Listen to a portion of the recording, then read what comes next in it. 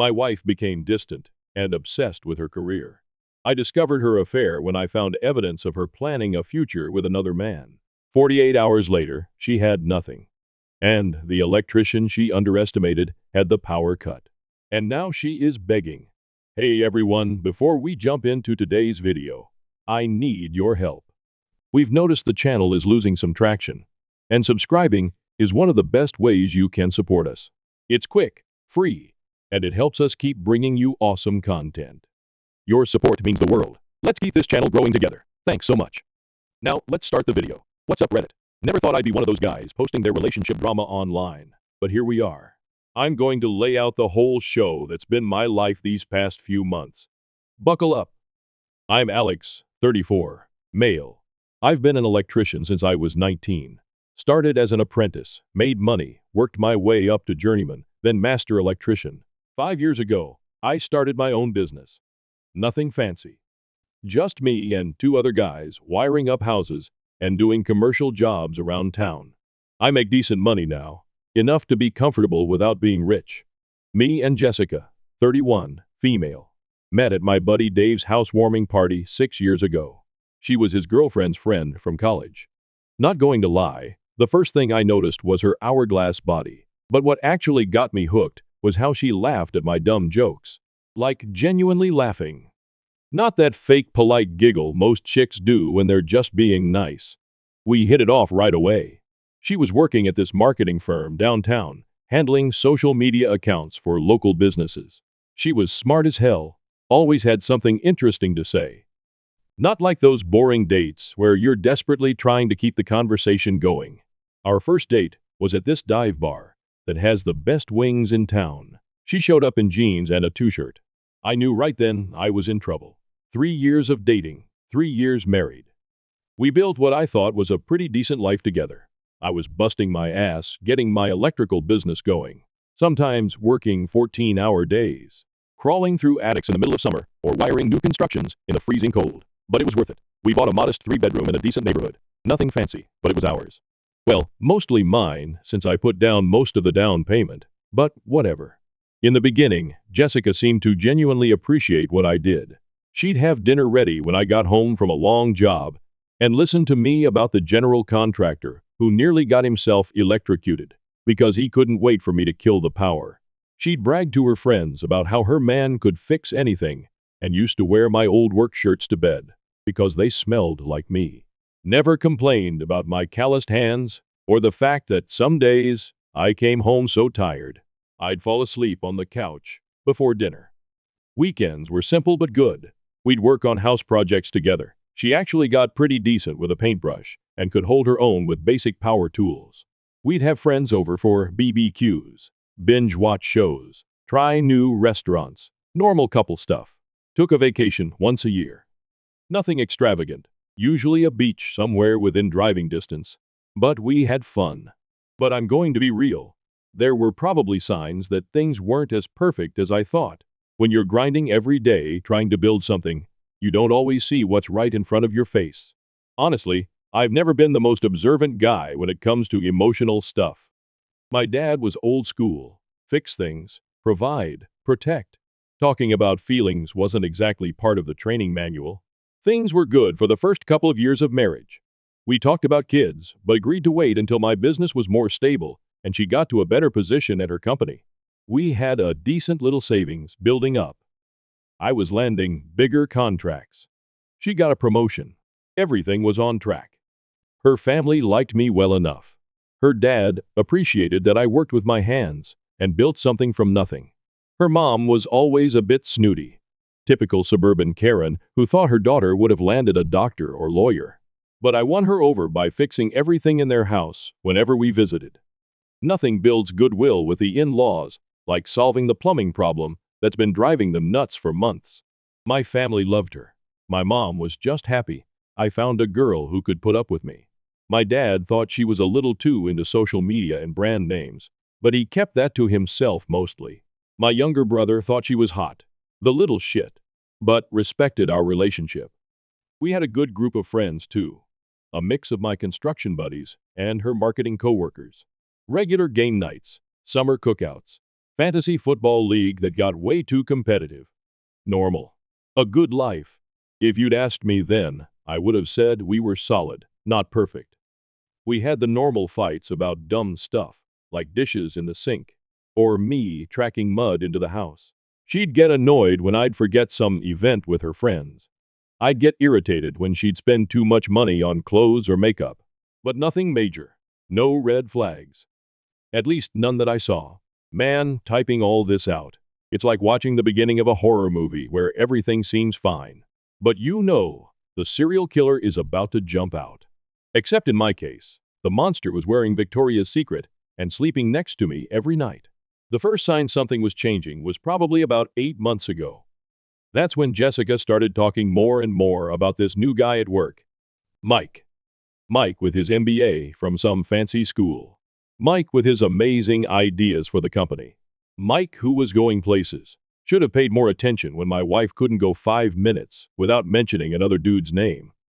But like I said, I was focused on growing my business, landing contracts, managing my small crew. Didn't realize I should have been focusing on what was happening right under my own roof. But then it became Mike this, Mike that. Mike thinks we should approach the Johnson account differently. Mike went to Cancun last year and said we should go. Mike says my ideas have real potential. Pretty soon, I'm hearing about Mike's breakfast choices and workout routine. Like I give a shit that Mike does CrossFit and eats avocado toast. Around this time, Jessica started coming home late from work. It started with team happy hours that were supposedly mandatory for team building once a week. Then it became twice, then 3 times a week. She'd roll in at 8 or 9 p.m., slightly buzzed, smelling like a mix of bar and perfume. When I'd ask about her day, she'd get this distant look, like she was mentally somewhere else. She started making these little comments about how her college friends were doing so much with their lives. One just bought a vacation home in Colorado. Another got promoted to VP at some tech company. Always with this weird undertone, like somehow our life wasn't measuring up. Mike says, I have real management potential. He thinks I should be aiming higher. She'd say, scrolling through Instagram while I tried to tell her about landing a big contract for a new office building downtown. Like my success meant nothing because I wasn't wearing a suit to work. Then came the appearance changes. She started dressing differently for work clothes I'd never seen before, more makeup, a new hairstyle, new perfume that probably cost more than my work boots. She started going to get her nails done every week, instead of every few months for special occasions. The gym was next. Suddenly my wife, who used to groan about walking the dog around the block, was hitting the gym at 6 a.m. before work at some fancy new place downtown with classes, smoothies, and personal trainers. $200 a month, compared to the perfectly good $30 a month place 5 minutes from our house. She was coming home later and later, always showering at the gym after her workout. So she'd arrive home, freshly showered, makeup perfect, hair done, at 8 or 9 p.m. Because that's totally normal after a sweaty gym session, right? I'm not the jealous type. I've never been the guy who checks his girl's phone or tracks her location. I always figured trust is either there or it isn't. And if it isn't, the relationship is already over. But I'm also not stupid. I started noticing she was always on her phone, but would turn the screen away when I came near. I caught her texting late at night, with the brightness turned all the way down. She would take calls, and suddenly need to step outside for better reception at our house, which has never had reception problems. One night, I woke up around 2 a.m. to use the toilet, and she wasn't in bed. I found her in the kitchen, furiously texting someone. When she saw me, she nearly dropped her phone and quickly said she couldn't sleep, and was checking work emails at 2 a.m. Sure, money changes too. We always had separate accounts for our own spending money, plus a joint account for bills and savings. I started noticing larger than normal withdrawals from the joint account into her personal account. When I asked, she'd say something vague about needing to help her sister or investing in a work thing. Credit card statements showed charges at restaurants on nights she was supposedly a girl's night or working late. Expensive clothing stores when she claimed she was just browsing. Hotel bar charges in the middle of a work day. The final straw was Valentine's Day. I'm not usually big on that commercial holiday, but I made reservations at this nice steakhouse she'd been wanting to try. Ordered flowers to be delivered to her office. Even bought her this silver bracelet she'd been hinting about. I texted her around noon to make sure she'd be home in time for our 7 p.m. reservation. No response. I called at 5 a.m. Straight to voicemail. By 06:30, still nothing.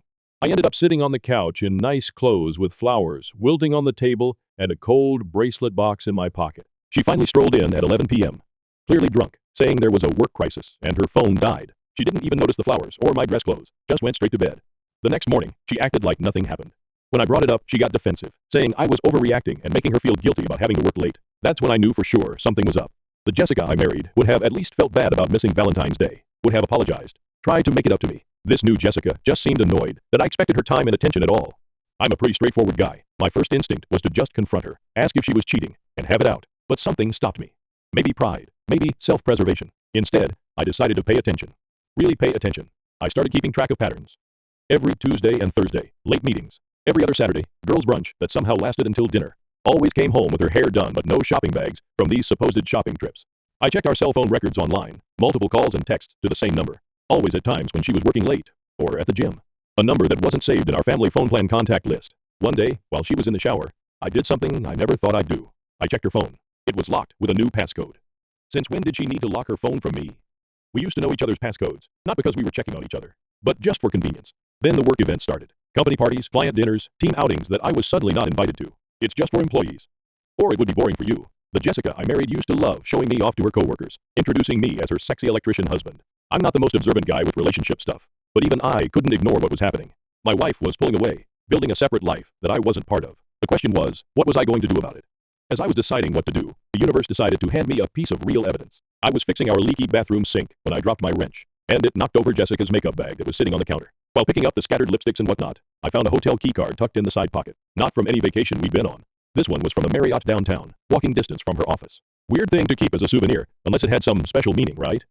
I put it back exactly where I found it, and finished fixing the sink like nothing happened. But that keycard kept eating at me. That night, after she fell asleep, I did a deep dive into our finances. Jessica always handled the bills and budgeting. Not because I couldn't do it, but she was pickier about that stuff, and I was happy to let her deal with it. I logged into our joint accounts, and started going through recent statements. Found large withdrawals to her personal account over the last 3 months. We're talking about $500 here, $700 here. Money that was supposed to be for our future, our savings, our life together. Credit card statements showed shopping charges at stores way above our usual budget. Dinner charges on nights she told me she was eating with the girls at restaurants that were definitely not the casual places her friends usually picked. Charges at high-end lingerie stores for stuff I'd never seen her wear. Then I spotted it. A hotel charge from the same Marriott downtown from 3 weeks earlier. Just a bar charge. Not a room, but still, she hadn't mentioned being at any hotel bar. When I cross-referenced with our text messages from the day, she told me she was working late on a big presentation. My buddy Trent works in security. We've been friends since high school. I'm not proud of it, but I called him up and asked if he could help me access Jessica's email. I told him my suspicions. He was hesitant at first, but he'd been through a bad divorce himself after his ex cheated, so he understood where I was coming from. He helped me set up a simple keylogger on our home computer, just a basic program that would capture her passwords the next time she logged in. Shady? Absolutely. Legal? Probably not. But at that point, I didn't care. I needed to know what the hell was going on. 2 days later, I had her email password. There it was. Message after message with this Mike guy. Weekend plans, complaints about me, how I was stuck in my underdog mindset while Mike was going places, how she was settling by staying with me, how she deserved more luxury in her life than I could provide. The same Mike who I now knew was her direct supervisor, who had just gotten promoted to regional director at her company. The same Mike who, according to his Facebook profile, that I now stalked like a psycho, was married with a 2-year-old and another kid on the way. There were hotel confirmations, screenshots of apartment listings they were looking at together, messages planning their future after she left me, all while she was sleeping next to me every night, eating the dinners I cooked, and living in the house my work paid for. One email from Mike read, "Just a few more months, and my bonus comes through. Then we can both leave our dead-end situations and start fresh. Just be patient, and keep things normal at home." I felt like I'd been punched in the stomach. 6 years together, 4 years of marriage, all a lie, or at least it had become one. I sat in my truck for an hour that night, parked outside our house, just thinking. Rage, betrayal, everything washing over me. Part of me wanted to storm in, pack her stuff, and throw it on the lawn. Part of me wanted to find this Mike and introduce his face to the pavement. Part of me wanted to just get drunk and set something on fire. But I didn't do any of that. I'm not that guy. Never been the type to lose control, even when every part of me wanted to. My dad always said, when you're angry, that's exactly when you need to think clearest. Old man was right about that at least. Instead, I started making plans. If Jessica and Mike were plotting their exit strategy, I needed to be 2 steps ahead. I wasn't going to be the chump left holding the bag when they decided to pull the trigger on their little escape plan. First, I set up a consultation with a divorce lawyer, a guy I'll call Richard, who my buddy used when his wife cheated. Supposedly, a real shark. I forwarded all the emails I'd found, the financial records, everything. He confirmed what I already suspected. I had more than enough for an at-fault divorce on the grounds of adultery. But Richard suggested something smarter than just confronting her outright. If you show your hand now, she'll just get defensive and start hiding assets, he said. Better to be strategic about this. Gather more concrete evidence, photos or video, if possible, to document any unusual spending or asset transfers, to secure your own finances before making any moves. And most importantly, act normal while doing all of this. The element of surprise is your biggest advantage right now. Once you confront her, the game changes completely. A game, that's what my marriage had become. A game of chess where I needed to anticipate her moves and counter them before she even made them. The next day at work, I couldn't focus. I almost electrocuted myself because I was distracted, thinking about Jessica and Mike planning their new life together, while I was busting my ass providing for us. My apprentice, Tommy, actually had to step in and remind me to test the circuit. Kids saved me from a nasty shock. Embarrassing. That night, when Jessica came home late as usual, I forced myself to act normal. I asked about her day, listened to her lies about a stressful client meeting, and even managed to kiss her goodnight without throwing up in my mouth. While she slept, I started making lists on my phone. Assets to protect, accounts to separate, people who needed to know what was happening, and people who didn't. A timeline for how this would all go down. The next morning, I texted her that I might have to go out of town for a big electrical job, a commercial building in Phoenix that needed a complete rewiring.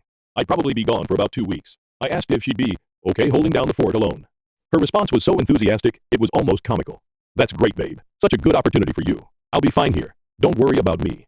I bet you will be, I thought. I bet you will be. The trap was set. Now I just needed to put the rest of my plan in motion. I made a big show of packing, loading my truck with tools, kissing her goodbye.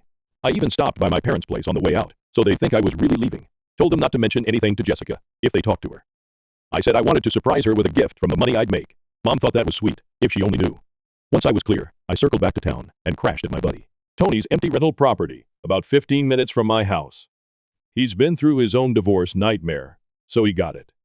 I needed eyes on my house, so one of my friends, Kevin, who installs security systems, hooked me up with some discreet outdoor cameras I could monitor from my phone. We set them up when Jessica was at work, one watching the driveway, another on the front door. Nothing inside the house. I'm not that kind of creep, and honestly, didn't want to see what might happen in my own bedroom. The first day was quiet. Jessica came home, ordered food, watched Netflix, sent me some miss you texts that I answered with equally fake enthusiasm. Second day, around 7 p.m., a black Audi pulled up. Out steps Mr. Regional Director himself. Tall, gym body, expensive watch. Catching the streetlight, I could see he brought wine. They stayed until 3 a.m. I got it all on video, the arrival, the way they kissed at the door. Definitely not their first time. How comfortable he looked, walking into my house with an overnight bag, like he owned the place. Same happened 3 more times that week. Once they left together in the morning, she called in sick while they spent the day. Who knows where? They ate dinner on my deck, drank my expensive whiskey I'd been saving. They even took my boat out that I busted my ass to buy. While watching this show, I wasn't just sitting around feeling sorry for myself. I called my dad first, showed him everything. He was pissed but focused. "What's the plan, son?" he asked. "Need to protect what I've built," I told him. The next few days were a blur of preparation. With Richard, my lawyer, we secured my business, since it was already an LLC, in my name only. I set up new bank accounts, transferred my work equipment to the business name, changed beneficiaries on everything, and stored important documents and irreplaceable stuff off-site. Most importantly, I had papers drawn up giving my dad temporary power of attorney over my business, and moved half our savings to my new account, leaving her exactly half. Everything above board and documented through my lawyer. By day 10, I had everything I needed: videos, emails, financial records, and a solid legal strategy. Just one more chess move before confrontation. I anonymously sent all the evidence to Mike's pregnant wife. She deserved to know before making life-altering decisions, just like I wished someone had done for me. With that final piece in place, I was ready to head home a day early from my business trip and watch Jessica's face when she saw me. So I drove home a day early from my Phoenix job, ready for the big confrontation. I had this whole speech prepared in my head, kind of expecting to catch Jessica and Mike in the act. Maybe get some more video evidence. But life's full of surprises, ain't it? I pulled into the driveway and noticed something off right away. Her car wasn't there. Weird, since my security cam showed it parked there just 3 hours earlier. Figured maybe she went grocery shopping or something. I walked in, and the house felt empty. You know that feeling when a place that should feel like home suddenly doesn't? The air was different, quieter. I called out her name, nothing. I checked the kitchen, the living room, then headed to our bedroom. And that's when it hit me. Her side of the closet was completely cleared out. Dresser drawers, empty. Bathroom counter missing all her expensive creams and makeup. On the bed was a note, folded neatly on my pillow like this was some romantic movie. "Alex, I can't do this anymore. I've moved on with someone who matches my ambitions and can give me the life I deserve. I'll have my lawyer contact you about the divorce. Don't try to find me, Jessica. Cold, right? 6 years together, 4 years of marriage. And that's it. 8 lines on a piece of paper. Not even a full page. I sat on the edge of the bed, note in hand, feeling nothing. No rage, no heartbreak, Just this weird emptiness. Like I was looking at the aftermath of something that had been dead for months. But I just hadn't admitted it yet. I headed to the living room and opened my laptop, pulled up the security footage from earlier that day. There it was. Jessica and Mike loading suitcases and boxes into his Audi around noon.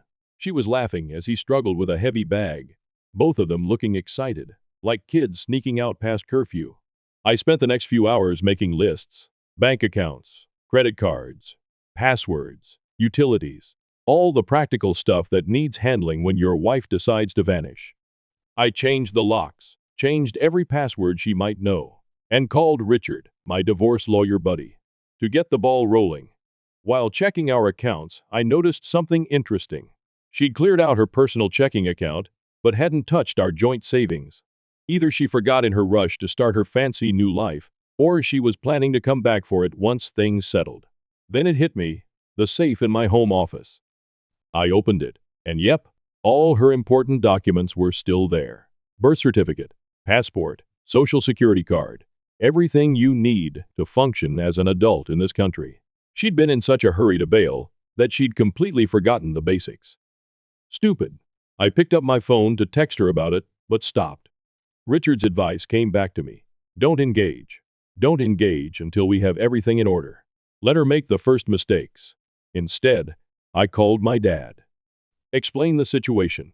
He came over quickly. We sat on the deck talking while I transferred half our savings to a new account in my name only, leaving her half in the joint account.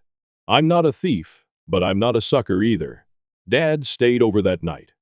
Good thing too, because around 3 a.m., my phone started blowing up text after text from Jessica. Just realized I left some important things. Can we arrange a time for me to pick them up? Alex, please respond. This is childish. They're my documents. I need my passport for a new job opportunity. I shut off my phone and went back to sleep. Let her sit with her poor planning for a while. The next day was weirdly normal. I went to work, wired a new construction site, made small talk with my crew. Nobody knew my life had just imploded, and I didn't feel like sharing. I checked my phone at lunch. 27 missed calls.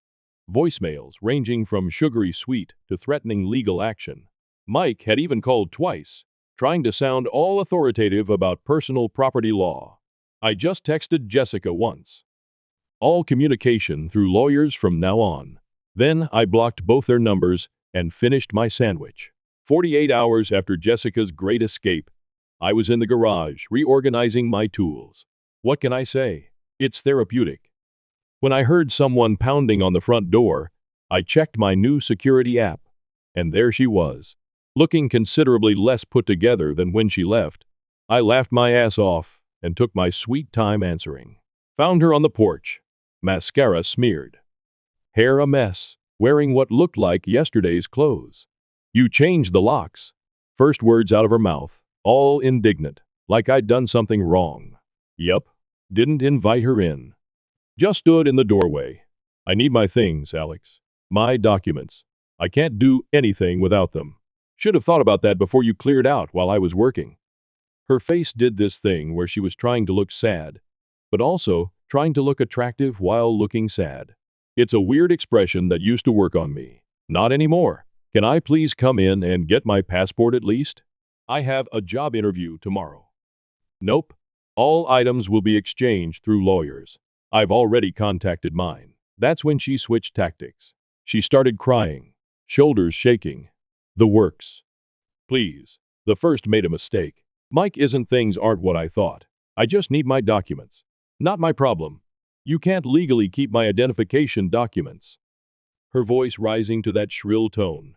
Actually, I can. I'll secure them until proper legal exchanges are arranged. They're safe. They'll be returned through appropriate channels. She tried to push past me into the house. I just stepped to the side, blocking the door with my arm. Jessica, you made your choice. You left. This isn't your home anymore. It's my house too.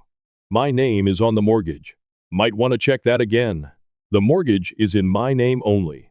The house was purchased with my pre-marriage savings as the down payment. And since you abandoned the residence without notice, you've complicated your claim considerably. Thank you, Richard, for that legal script. Although I felt she didn't quite get what I said, she felt it because her face showed the exact moment she realized I wasn't the pushover she thought. Where am I supposed to go? Mike's place is complicated. Trouble in paradise already? That was fast. She glared at me. His wife found out somehow and showed up at his apartment screaming. Had all these emails and videos? Did you have something to do with that? I just shrugged. Sounds like karma to me. I have nowhere to go, Alex.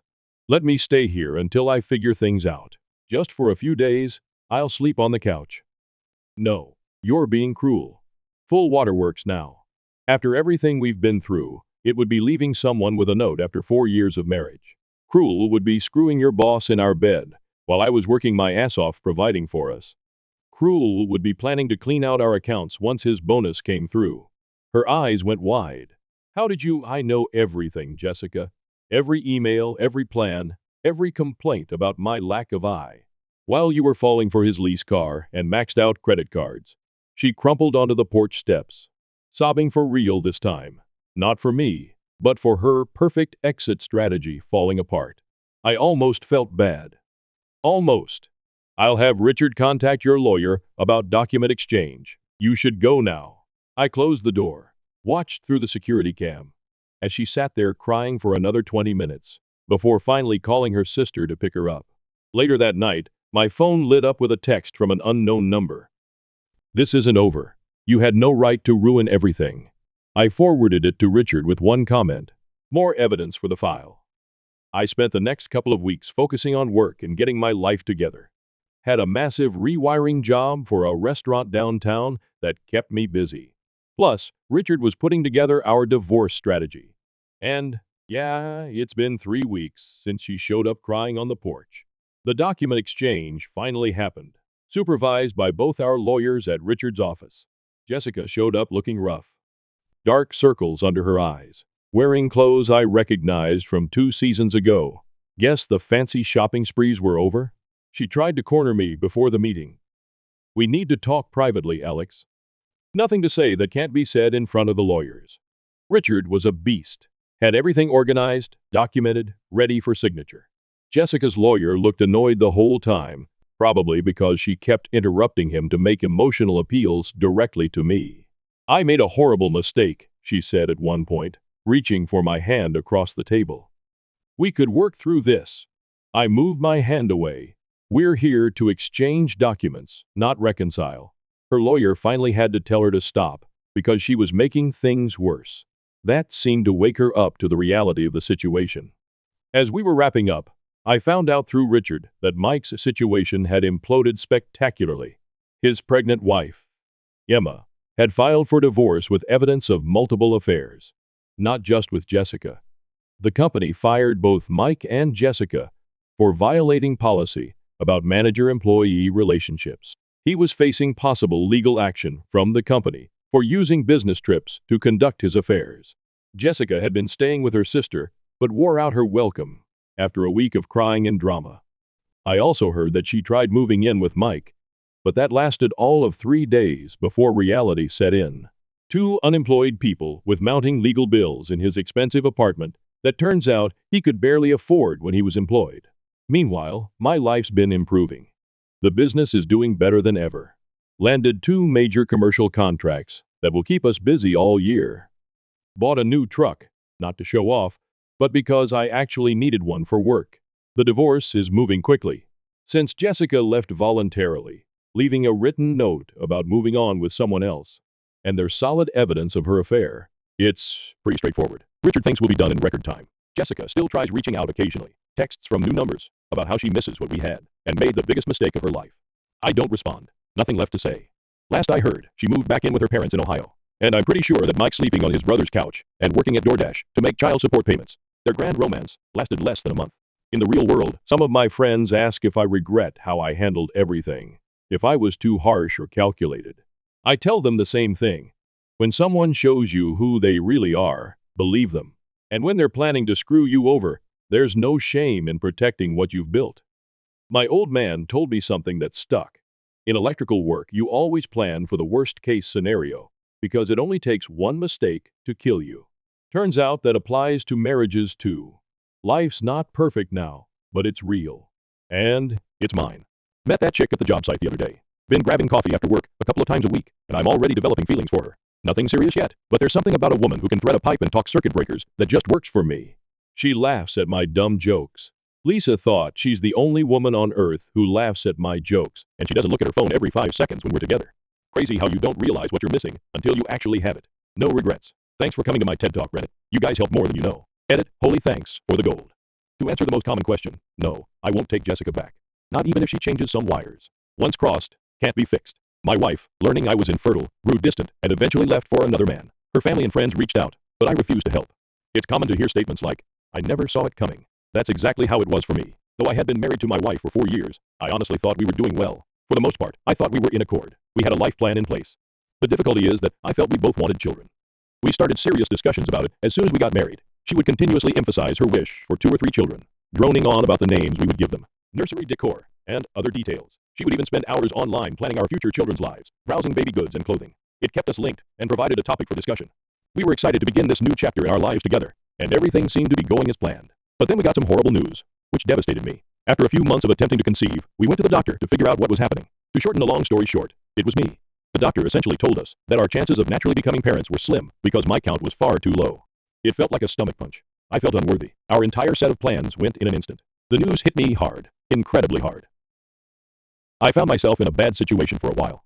I was a total catastrophe at first, but therapy eventually helped. At first, she appeared to be quite supportive, saying that it didn't matter and that she would be okay with just the 2 of us. However, there was something off about the way she said it from the outset. She appeared to have dropped it way too quickly. She was all about creating a family 1 minute, and then suddenly said she didn't need children to be happy.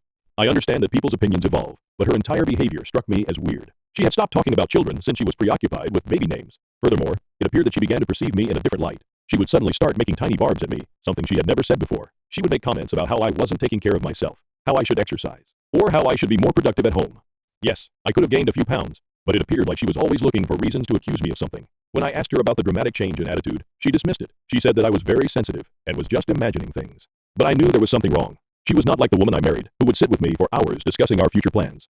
She wasn't particularly harsh, but she had a frigid demeanor about her, as if she had already checked out mentally and was only acting. I think as time passed, I grew to trust her when she assured me that everything was fine. I didn't want to come across as needy or insecure, so I stopped pursuing the topic. In any event, after a few years, we were barely getting by. We had fallen into a practice of rarely discussing anything serious. We seemed like housemates rather than husband and wife. She would consistently ignore my attempts to discuss alternative options, such as adoption or surrogacy, by declaring that she did not want to consider them. I never believed her when she said, as long as we're together, I'm happy. She seemed more interested in convincing herself than convincing me. She suddenly informed me that she wanted to go on a girls' trip. It wasn't unusual for her to travel with her buddies. She had done it several times previously, and I had always supported her. She had long expressed a desire to visit to America with her friends, while we were living in Brighton. We had built trust over the years, so I didn't give it much attention. I ensured she had everything she needed, helped her pack, and took her to the airport. I remember her final remarks before she left. She looked at me and said, "Thank you for being so supportive." I found it unusual that she would say that when I hadn't done anything particularly spectacular. But she appeared so earnest that I discounted it as a simple expression of gratitude. That night, I stayed up to ensure everything ran perfectly. I called her when she came, kept myself busy about the house, watched TV, kept track of the time, and waited for her to text me to let me know she had arrived. Her flight was supposed to take about 9 hours, so I wasn't too concerned at first. When I realized her flight had landed, I contacted her to check in. The phone continued ringing, but no one answered. I didn't give it much attention.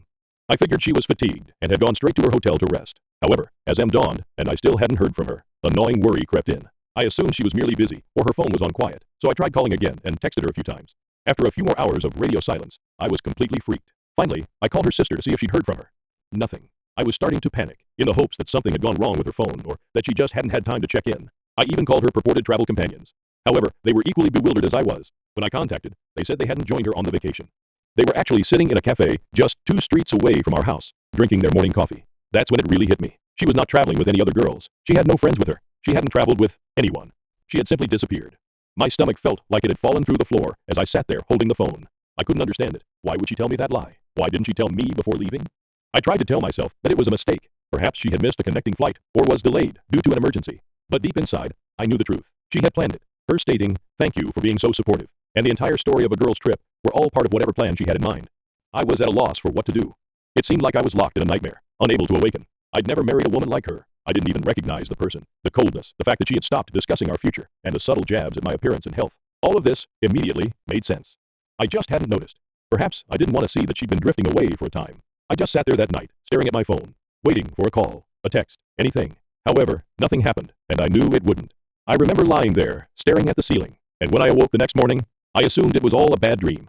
However, when I noticed that her side of the bed was vacant, reality hit in. She had actually left. After packed her bag, she vanished. The promises I had made to myself the previous evening, maybe she was late, maybe her phone died, were no longer legitimate. She had plainly planned it. She wanted to leave. I was in utter denial for the first few days. I kept contacting her phone, wanting to hear her voice and get an explanation. I even left messages, hoping she'd respond.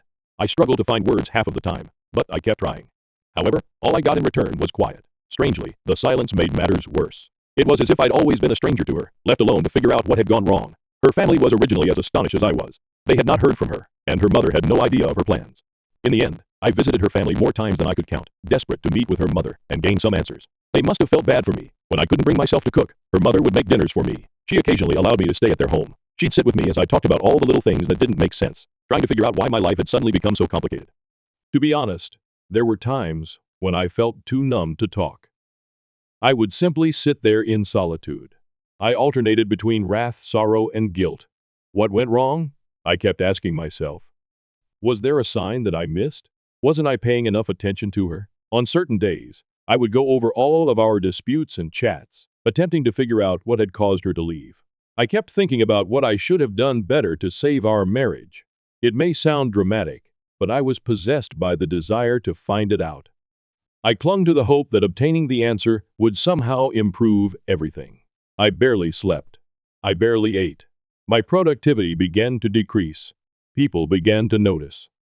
When people inquired about my well-being, I would dismiss it as I was preoccupied with personal concerns.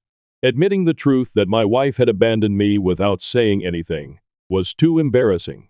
I eventually confided in a few close pals. They did their utmost to divert me by taking me out and pushing me to move on. But even when I was among them, my thoughts kept going to her. Where was she? Why wasn't I enough for her to stay? One of the most difficult parts was the constant inquiry from others. Neighbors, relatives, acquaintances, and even former co-workers who had learned I was married. Each time someone inquired, "How's married life treating you?" Or, "How's your wife?" It was like peeling off a new scab. I'd simply grin and fib, assuring them everything was all right. But each time I said that lie, it felt heavier. Finally, treatment proved to be the only thing that helped. I'd never gone before, but after months of barely functioning, I realized I couldn't do it alone. I needed to speak with someone who was neutral and did not carry the weight of our common experience. I contacted a therapist and began attending weekly sessions. It helped. I talked constantly about her fury, betrayal, and the hole she had left behind. I talked about the sleepless nights, about lying awake and replaying every scene over and over. The therapist let me realize something I had not been able to accept. If she really wanted to stay, she would have. It was not my fault. She decided to depart. That was a difficult pill to swallow. For a long time, I believed myself that I was flawed and had somehow turned her away. However, I eventually came to see things differently. I chose to ignore her long-standing coldness and isolation, believing that things would improve on their own. I had convinced myself that if I just kept my cool and put in enough effort, I could save our marriage by myself. The revelation that I couldn't, that nothing was ever enough hurt. As time passed, I started rebuilding my life piece by piece. It wasn't until she left that I realized how much I'd lost in our marriage. I had always tried my hardest to make her happy and to keep our home life comfortable. But now, with so much free time, I'm at a loss for what to do. So I began revisiting old pastimes that I had long forgotten. I tried making fresh meals. I went to the gymnasium. I started reading novels that I'd been putting off for years. Finally, my work improved. At first, I was just going through the motions, barely keeping up. However, when I began to feel more like myself, I increased my effort at work. It was one of the few things I still felt in control of, and it gave me a sense of success. I'd always been brilliant at what I did, but now I threw myself entirely into it. The extra hours, the focus, they paid off. I got a promotion, something I would not have accomplished if I had spent all of my time drowning in my sadness. Nevertheless, there were difficult days. A picture, an old movie ticket stub, or another minor memory would abruptly transport me back to the past. I'd find myself wondering if she ever thought about me or regretted what she'd done. But as time passed, those instances got fewer and farther apart. Each time, it grew little easier to let go. I also reconnected with people I had lost touch with after getting married. We went trekking. We went to the golf range. I began doing activities that I hadn't done in years. Having friends by my side, people who weren't caught up in the turmoil and could support me without dragging me back into the pain, was a huge comfort. Looking back, I realized I had invested too much of myself in that connection. As her husband, I had lost a huge part of me. When she departed, it felt as if she had stolen a piece of me with her. However, I was gradually rediscovering myself. It was not quick. It was not easy. But I was making progress. At the end of that year, when I looked in the mirror, I saw more than simply a man whose wife had abandoned him. I'd rebuilt. I had survived. I was stronger now. For the first time in years, I felt free to live my life without her shadow lurking over me. And I took pride in it. I genuinely thought I'd moved on from everything. After all of the commotion, things had begun to feel normal again, or as normal as it could be. Work was progressing smoothly. My friends kept me busy. I had a routine down. Even my thoughts of her had disappeared. Sure, there were occasional flashbacks, odd recollections that appeared unexpectedly. But they weren't as often as previously, when everything I did seemed to be linked to her. She was the last person I expected to see, standing outside my door on Saturday morning.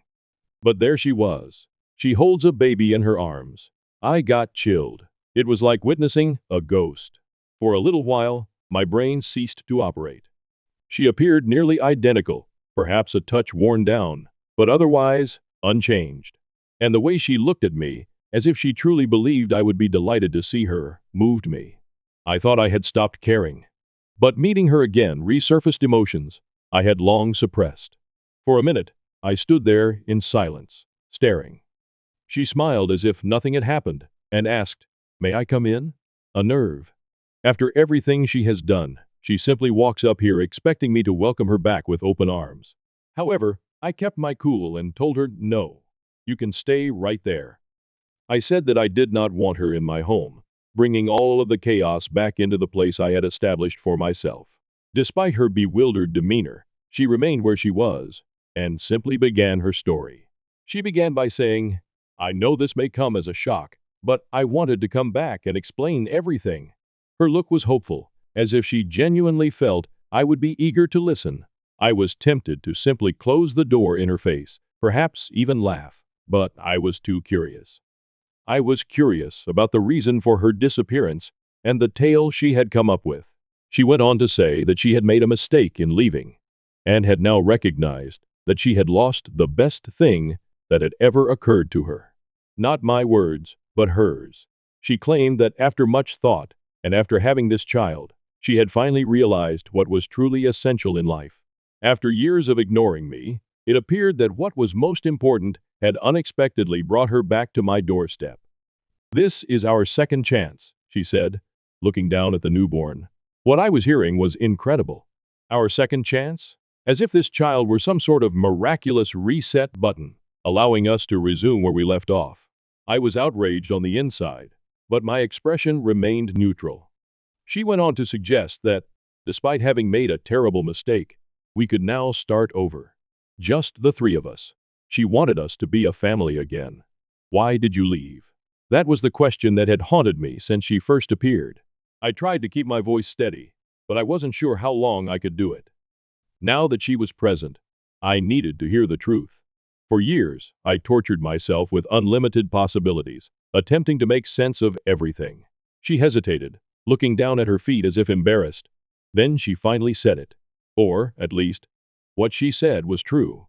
She stated that she had gone because she wanted a child, and she had found someone who could provide one because I could not. She spoke nonchalantly, as if it were insignificant, as if she hadn't ruined my life, as if I should simply nod, accept, and go on. She went on to explain that, while the man she had left me for did not remain, she had already given birth and had realized she wanted me back. How convenient. I paused to digest what she was saying. She was standing here, confessing that she had abandoned me, fled with another guy, had his child, and now expected me to simply accept it, to pretend that none of this had ever occurred. So you left, found someone else, had his baby, and now you think you can just come back and pretend like nothing happened? I responded with curiosity. She burst into tears and apologized repeatedly, acknowledging she had made a tremendous mistake. I remained unaffected. She kept talking, attempting to persuade me that she knew she was meant to be with me, that I was the person she actually loved. To be honest, it was difficult to maintain a straight face. She sounded deluded. The desperation was written all over her face. It wasn't love that brought her back. It was terror. Then she attempted to guilt-trip me. She went on and on about how tough it had been for her as a single mother, as if she were the victim in this whole situation, as if her own decisions had not brought her here. She assured me that this time she was prepared to make it work. She said she needed my help. All I could think was, who does she think I am? I let her continue. I stood there listening. Then I'd had enough. You made your choice a long time ago, I informed her, and now you have to live with it. There's no second chance here. She appeared shocked, as if she had never considered the possibility that I may say no. As if she actually believed she could simply walk back into my life whenever it suited her. Then she felt enraged. Just when I thought she'd finally get it and leave, she lashed out, accusing me of being selfish. She demanded that I give her another chance and let her repair things. She even had the nerve to say, I could have taken half of everything and divorced you back then if I wanted to. And then she said it. The house should still be hers. At that point, I felt a burst of relief. Her disguise had finally slipped. Finally, I was seeing her actual self. I did not argue. I did not yell. I simply looked her in the eye and replied, We're done. You wanted a different life, and now you have it. This is no longer my responsibility, I simply stated, staring at her. Then I closed the door in her face, interrupting her mid-sentence. I was not interested in hearing what else she had to say. As I stood there, listening to her muffled screaming from the other side of the door, I felt strangely calm. She had the ability to shout, cry, and knock at will. But I knew one thing for sure. I would never allow her back in. The woman I had once loved and married no longer existed. In her place stood a stranger, a self-centered, entitled stranger who believed she could pick up the pieces whenever it suited her. I stepped away from the door and sat down, feeling lighter than I have in years. I assumed that was the end of it. I figured she would eventually understand and walk away. But no. Instead, she began hammering on the door, screaming various things. Her bravery is admirable. She had the guts to stand up and insist that I listen to her here at my door. The one spot I fought to recapture after she abandoned me. At first, I pondered ignoring her and letting her scream until she got exhausted. But then, curiosity got the better of me. I was curious what kind of excuses she would come up with this time. So I opened the door. Just enough to let her know I was listening. Not enough to allow her in. She appeared stunned, as if she'd just been smacked. As if she expected me to react differently. As if we were simply having a usual dispute, rather than coping with the implications of her abandonment.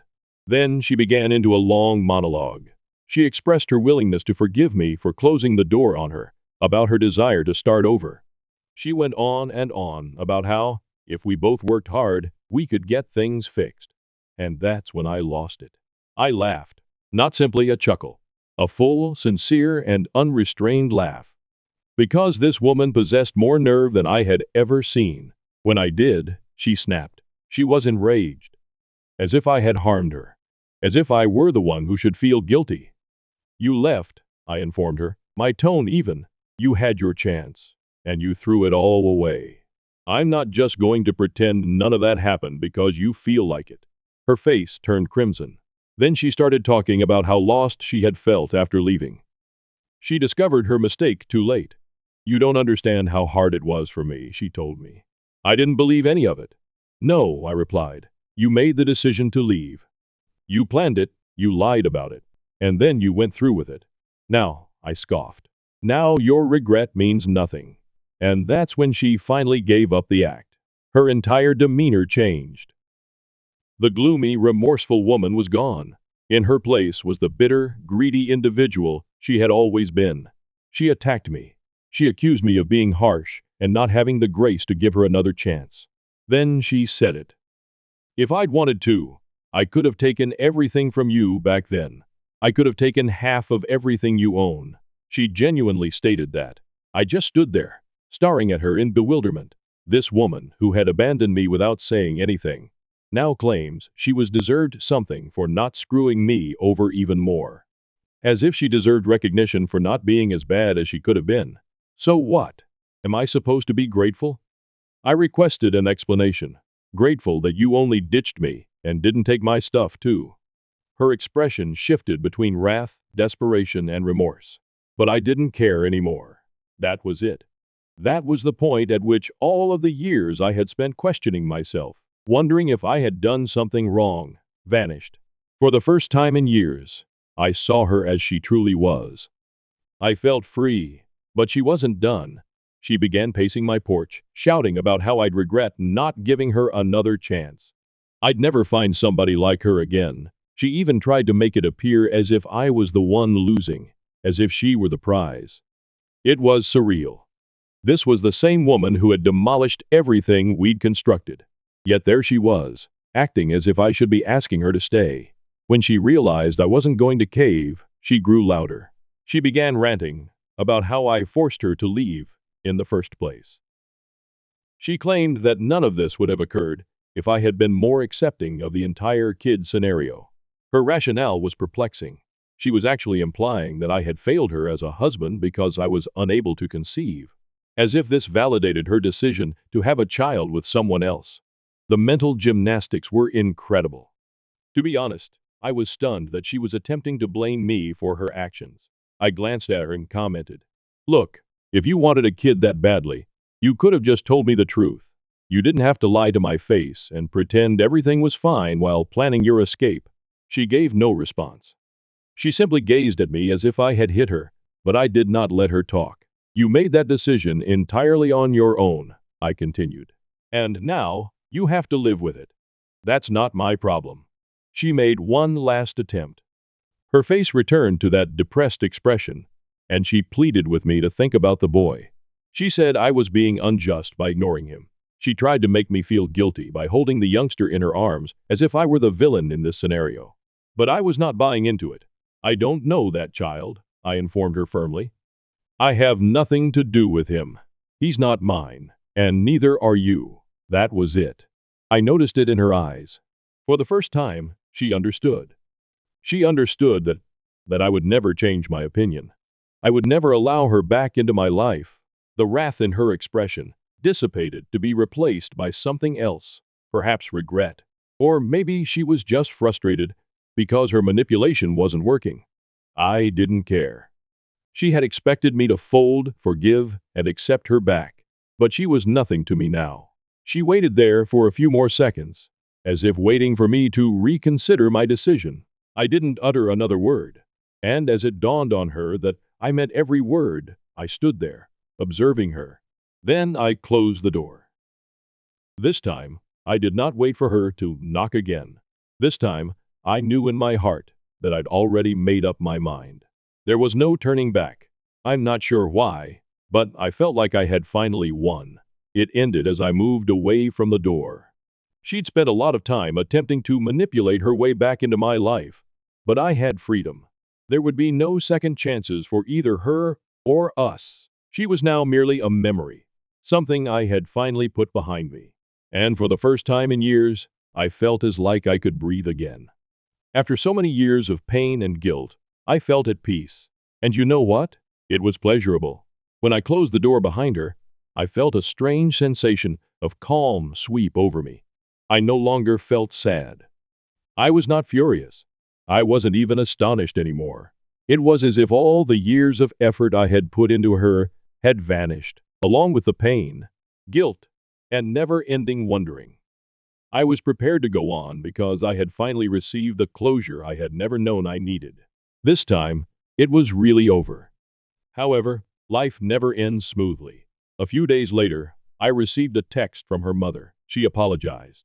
She expressed her embarrassment at how her daughter had handled everything. She had tried to reason with her, but it was evident that it had not worked. Her mother was a kind woman. She had been kind to me when her daughter departed, and I could tell she was genuinely upset about the situation. I didn't have anything against her. However, I did not want to be dragged back into any of it. So I just answered, "Thanks for checking in," and left it at that. I wasn't going to waste time justifying my decisions. and I wasn't going to give her mother any additional information. She knew it was over because she understood. Over the next few weeks, I discovered bits and pieces via social media and mutual relationships. She had allegedly moved back in with her parents, and things were not going well. The child's father, the man she had left me for, was not involved at all. He had bailed. She was left to figure things out on her own, as he had apparently not committed to the long term. Few people wanted to help her. She'd burned almost every bridge. Her previous acquaintances, many of whom had backed me when she initially went missing, had little sympathy for her. They were not about to get drawn back into her drama. They'd all moved on. And frankly, you can't blame them. Even her parents weren't pleased. They did not have the financial resources to maintain her and the child. I knew this because immediately after her mother texted me, her father called. Curiosity got the best of me. I almost didn't respond. He was clear yet respectful. He added that they were hurting financially and quietly suggested that I might be able to assist them. He spoke about the youngster and how terrible things were for them. We know you cared about her once, the man added. I listened politely, but the irony of the situation made me laugh within. Then he went on and on about how his daughter only needed a little support to get back on her feet. That's when I joined in. Your daughter made her choices, I said, my voice calm but forceful. I am neither in a position nor in the right frame of mind to help her. He didn't press the subject. I believe he received the message. Then, out of nowhere, individuals I hadn't communicated with in years, her old friends, began to reach out. Some attempted to use guilt, telling me that she was struggling and that I should find it in my heart to give her another chance. One even had the guts to suggest, the child requires a father figure. Do not let resentment prevent you from doing the right thing. I refused to back down. I refused to let anyone make me feel guilty about my decision. I'd already given the woman everything I had. Years of self-doubt, trying to be enough, and she'd thrown it all away. Instead of expecting me to save her, she had to accept responsibility for her own actions. The calls and mails gradually slowed and eventually stopped completely. It seems that everyone had finally understood. I was serious. That I'd moved on, that I wouldn't get pulled back in. And that's when I really felt at ease. For the first time in years, my life seemed normal. I had friends, my job, my routines. I'd recreated my life on my own terms. It wasn't lavish or glamorous, but it was mine. Ironically, I found myself rediscovering joy in the small things. Things I had overlooked when I was married. I began reading novels that I had planned to read for years. I cooked my own meals. I took long walks. And for the first time, I felt liberated. I didn't need anybody's approval. I wasn't always concerned about someone else's happiness. For once, I arrived first. Every now and then, I would come across someone who knew us both. They'd say, "Hey, whatever happened to her?" I would respond briefly, politely, and change the subject. I didn't need to revisit that part of my life. It wasn't like I was hiding anything. I had previously perfected the capacity to abandon her. The last I heard, things were still not going well for her. She was jumping between her parents' house and sleeping on friends' couches. She couldn't keep a consistent job. Occasionally, someone I barely communicated with would message me, saying she needed aid from anyone who would listen. Some even suggested that she was still hoping I would reconsider, that maybe one day I'd alter my mind and play father to her child. But that wasn't going to happen. I'd worked too hard to reconstruct my life. She'd made her bed. And I wasn't going to be the one picking up the pieces. Nothing could bring me back into that chapter. I was finished. In the end, I believe I found the closure I needed. She was now facing the repercussions of her own actions. And me? For the first time since she departed, I felt entirely and really free.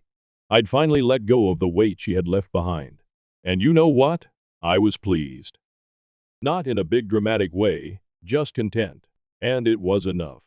My parents gave me some money and kicked me out after my sister was born. 17 years later, they want my help. I am 35 years old and employed as a software developer at a large West Coast tech company. I finally established a secure existence for myself. After working in the field for almost 10 years, complete with a respectable salary, a cozy apartment, and even some future investments. I undoubtedly appear to be living the American dream from the outside. However, something that happened recently has been making me face my history, and I'm finding it difficult to deal with. After 17 years of total quiet, my parents, 60 million and 58 million, reached out to me and asked for my assistance with my sister, 13,000,000. You must be aware of our past in order to comprehend the significance of this. My parents never wanted me as a youngster. Before I was born, they had been trying for a daughter for years, and they were openly disappointed to have me instead. As a child, I frequently heard parents call me the spare or a remnant in conversations with friends or family. We weren't impoverished because my dad was a real estate agent and my mom taught high school, but they always pretended that my presence was depleting their finances. I can still clearly recall family get-togethers where family members would try to persuade my parents to be thankful for their healthy son. I learned to keep quiet during these conversations, but my parents would still say things like, "Unless it's a girl, we don't really have a child yet." My aunt would say things like, "At least he's smart and well-behaved," or "Many couples can't have children at all." Their remarks still had a profound impact, especially during family gatherings or holidays. I began to develop a strong interest in computers and programming in middle school. Using whatever resources I could find online, I would spend hours training myself to code in the school computer lab. After noticing my enthusiasm, my computer science teacher began to mentor me and even allowed me to stay after school to work on projects. However, my parents would either nod absently or shift the conversation to their ongoing efforts to have another child whenever I tried to discuss my accomplishments with them. When I was 15, everything changed. My sister was my parents' miracle child, finally born after years of trying. It was like a switch flipping in our home when she was born. There was love, excitement, and celebration all at once, but none of it was aimed at me. They gave her everything, including their time, money, love, and attention. Although I recognized that she was their top priority, the disparity in their treatment of us was unpleasant and striking. I can still clearly recall my junior year victory in a state-level programming competition. A minor college scholarship was part of the award. My parents were so enamored with my sister's block stacking that they hardly looked up when I brought the trophy and certificate home. However, her accomplishment of stacking 3 blocks on top of one another was worthy of a cake and photo celebration with the family. I pushed myself into my academics and coding at school because I knew that education was the key to my freedom. I began working as a freelance web developer on the side, keeping the money I made hidden because I thought I might need it in the future. That intuition was correct. In retrospect, I believe my parents had been preparing this for some time, since rather than throwing a party for my 18th birthday, they sat me down for what they called an important discussion. They clarified that my sister's playroom and learning area required my room. They had already made the decision that I would go right away. They completely shut me down when I attempted to explain that I needed time to find a place and save money. They said I'd had time to get ready and should be able to handle things myself. My father gave me a $500 envelope containing what he referred to as startup money and gave me until the weekend to depart. It happened on a Tuesday. I stuffed my laptop, some clothes, and the about $3,000 I had surreptitiously collected from my freelancing business into my old high school backpack and a few trash bags. As I packed, my sister, who was only 3 years old at the time, watched from the doorway, unable to comprehend what was going on. The initial years were harsh. While being cautious not to overstay my welcome anywhere, I couch surfed between friends' homes. I worked a variety of jobs, including day labor at construction sites, nighttime shifts at 07-11, and freelance coding whenever I could find customers. In between employment, I would spend the day sleeping at public libraries, utilizing their computers to learn new programming languages and search for better prospects. I survived on whatever was on offer at the dollar store and ramen noodles. I sometimes went to bed hungry because I wasn't sure if I would have enough money for my next meal. The worst time of year was in the winter, when I occasionally had to decide between having enough food to eat and paying for a warm place to sleep. I made an effort to stay in touch with my parents during those formative years, In spite of everything, I would periodically give them a call in the hopes of seeing even the slightest indication that they were concerned about my welfare. However, they were obviously waiting for the conversation to end, and each exchange was brief and awkward. They never inquired about my needs or how I was doing. They just remarked, "That's nice," and shifted the conversation to my sister's preschool accomplishments when I told that I was enrolled in community college courses while working. I quit trying after being the only one who reached out for 2 years. Even after I taught myself full-stack coding, they never gave me a call to see how I was doing or left a message on my birthday or on holidays. I recall being so desperate to let them know that I had arrived, but their phone had already been cut off. I learned so much about survival and independence in those first several years after being expelled. I continued to code while working several jobs. I would use my phone to study programming documentation during my breaks at the convenience shop. I would work on minor freelance assignments at the public library in between building site shifts. With free Wi-Fi, air conditioning, and, most importantly, computers where I could practice coding, the library turned into my haven. When a small firm decided to hire me as a junior developer, I finally got my break. My freelance work portfolio and my contributions to open source projects impressed them. Although the pay wasn't high by its standards, it changed my life. I was able to buy a little studio apartment for the first time and was no longer concerned about where I would sleep every night. I pushed myself into the task, working 70-hour weeks and learning as much as I could about cloud computing, database administration, and system architecture.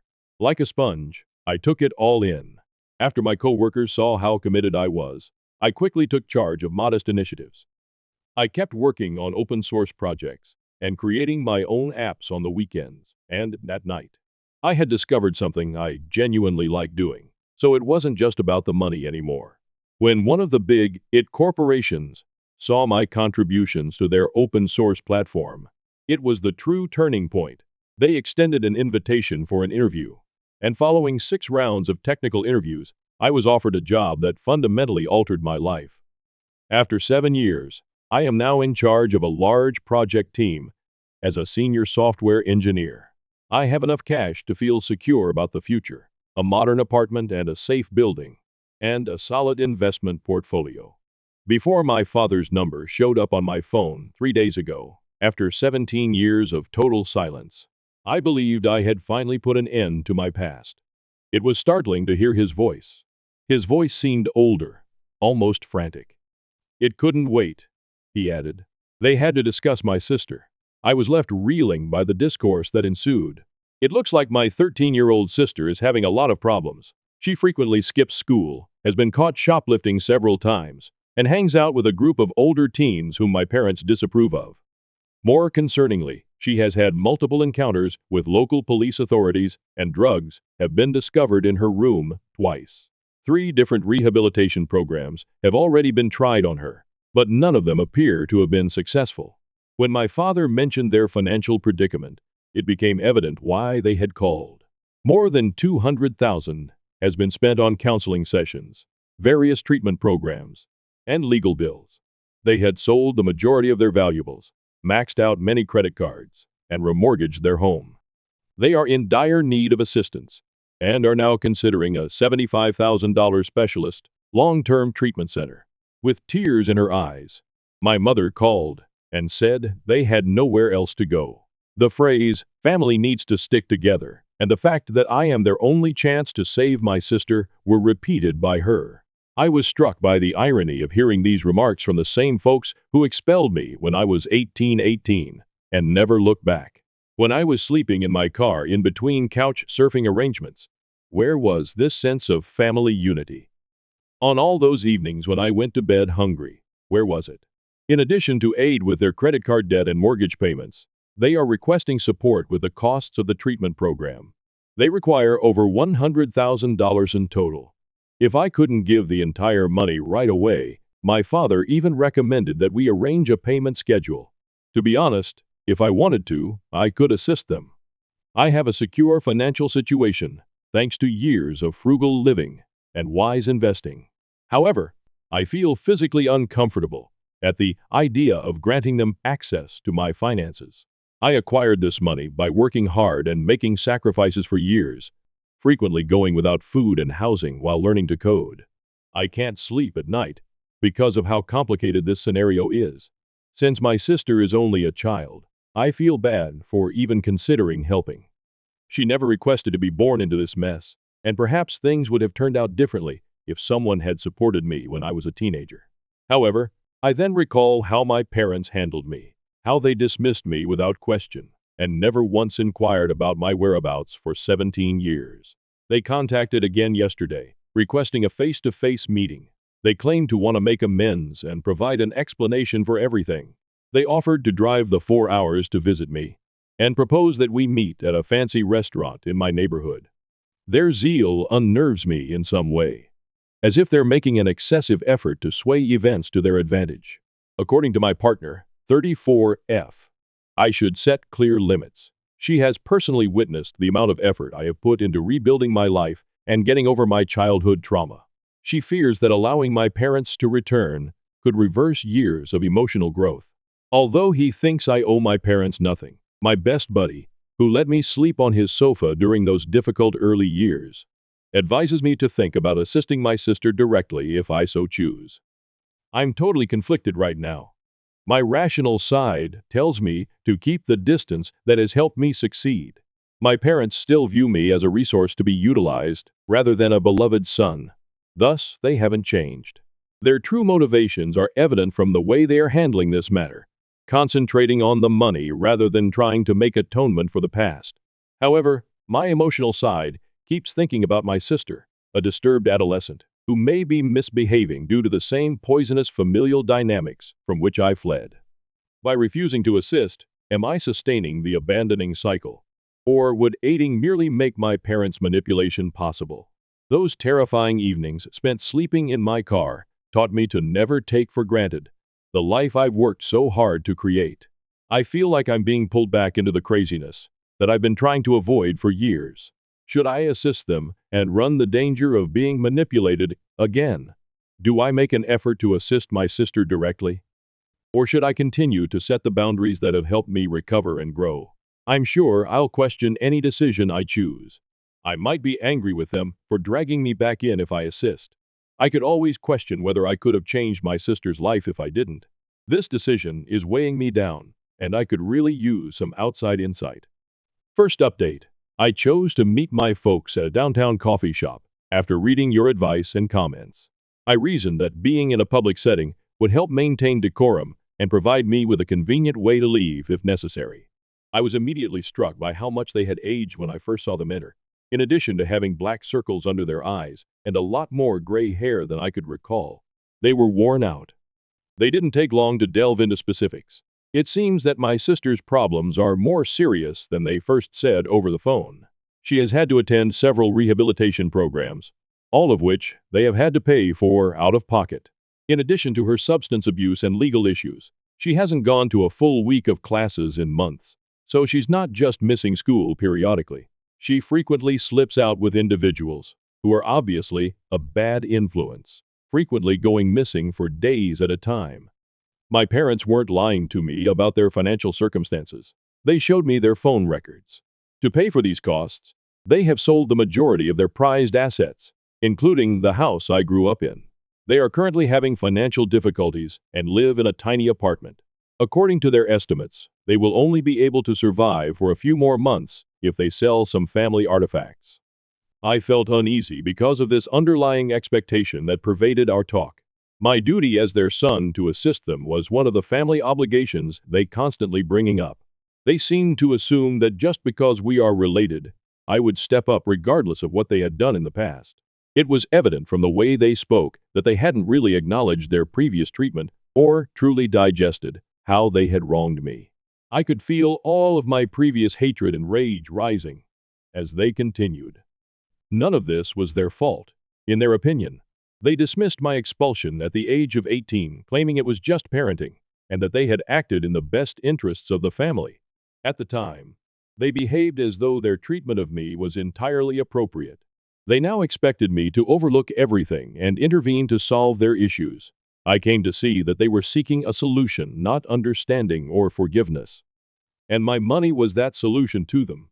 I was their final option, because they needed someone to shoulder the financial load of all the choices they had made over the years. I listened to what they had to say before firmly telling them that I was unable to assist them. I clarified that when they abandoned me, I had put a lot of effort into starting a life on my own, and that I was no longer in a position to help them, either morally or emotionally. I was clear that I didn't feel obligated to get them out of a situation that they had established for themselves. My refusal was not well received by them at all. Their tone altered entirely, and their expressions hardened.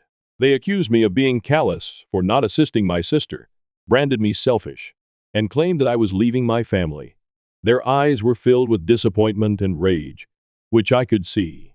It reminded me of my early years.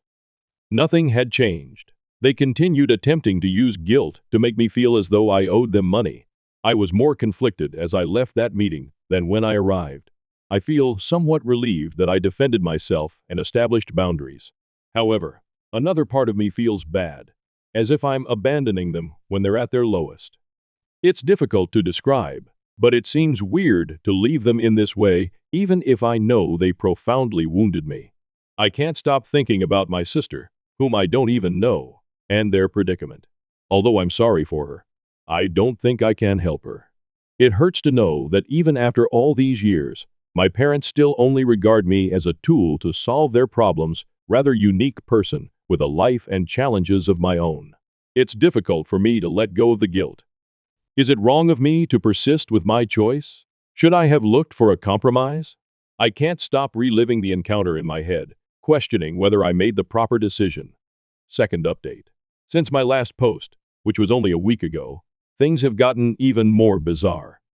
Only a few hours earlier, I got a call from an unfamiliar number. I heard my sister's voice for the first time when I responded. I was completely unprepared for this. I only have hazy memories of her from when she was a newborn, just before I moved out. The call got off to an unexpectedly good start.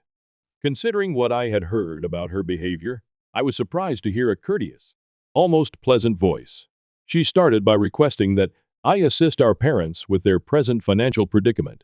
It was evident that she had practiced this pitch because she was making a big deal out of how they were having trouble and how I could save the family.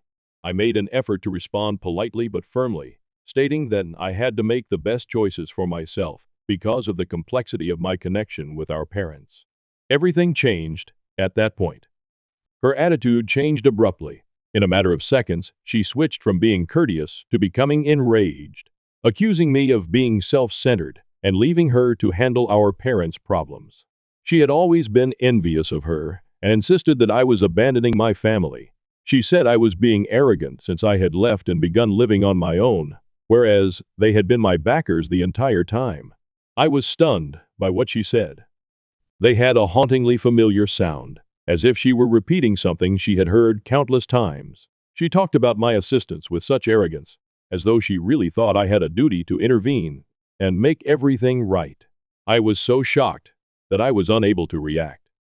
I was being forced to make up for years of decisions I had nothing to do with by this person I had never dated. She hung up before I had a chance to comprehend her emotional outburst. I tried to make sense of everything as I sat there looking at my phone. What was the source of this animosity? Why did she believe I had left her? Why required clarification? I was determined to find out what was happening, so I called my folks. I immediately questioned them whether they had been telling my sister that I had left them and her behind when they first picked up the phone. After a revealing silence, they eventually came clean. They had been giving my sister an entirely distorted explanation for my departure for years. They informed her that they had severed their relationship with her out of spite, and that I couldn't bear to share their attention with a younger sibling. I was portrayed as a conceited older brother who left the family because I was envious of her. They had completely removed from their story the fact that they had made me feel alienated from the day she was born and expelled me as soon as I became 18. It was as if someone had taken my breath away. My sister has grown up thinking that I was the bad guy in this tale. Given that she had been fed misinformation about who I was and why I left, it's no wonder she felt as though I had abandoned her. She had been carefully kept in the dark about the fact that my parents had made me feel unwelcome from birth and had evicted me from the house. That realization caused me to hang up on them. Although it has just been a few hours since our previous talk, they haven't made another attempt to get in touch. I'm upset with my parents for misrepresenting me to my sister and giving her the impression that I abandoned her. But I'm also upset with my sister for snapping at me and demanding my assistance, as though I owed it to her. It's difficult to get rid of this resentment, but I'm also experiencing a new form of guilt. I wish my parents had been honest with her about my reasons for leaving. Perhaps my relationship with my sister would have been different if they had. Although I might not have been able to provide financial support to my parents, I could have developed a relationship with my sister and perhaps helped her steer clear of some of these behavioral problems. Now, though, it seems impossible to repair the harm. Even whether I want to try is up in the air. My family returned in the worst conceivable way, just when I thought I was done with them forever, which makes the whole scenario tiring. It's not that easy for me, even if a lot of commenters have advised me to simply ban my parents and move on. Whatever you want to call me, this is still family, and I believe that I should at least be aware of what's happening. Even though I'm in no position to provide financial support for my family, I can't help but notice that this is the first time they've contacted me. Nevertheless, I can see that my sister is too engrossed in their version of events to see things any other way. And my parents are still attempting to control the situation to achieve their goals. I'm at a loss on what to do. I can't get rid of the sense that any decision I make will be the wrong one. I'm even more convinced that keeping my distance is the proper decision after the way they've misrepresented the reasons for my departure. I feel bad for my sister, though. Her conduct and relationships are obviously being impacted by the skewed perspective of her family history that she was raised with. I wonder if this damage can be fixed, or if it's best to leave it alone. Third update. Since my last update, which was a few months ago, I've had plenty of time to think things through and let things calm down. It's been quieter for me, to be honest, but only because I choose to avoid the mess my sister and parents had produced. I'm coming to realize that sometimes taking a step back and avoiding letting their drama take over my life is the greatest way to achieve serenity.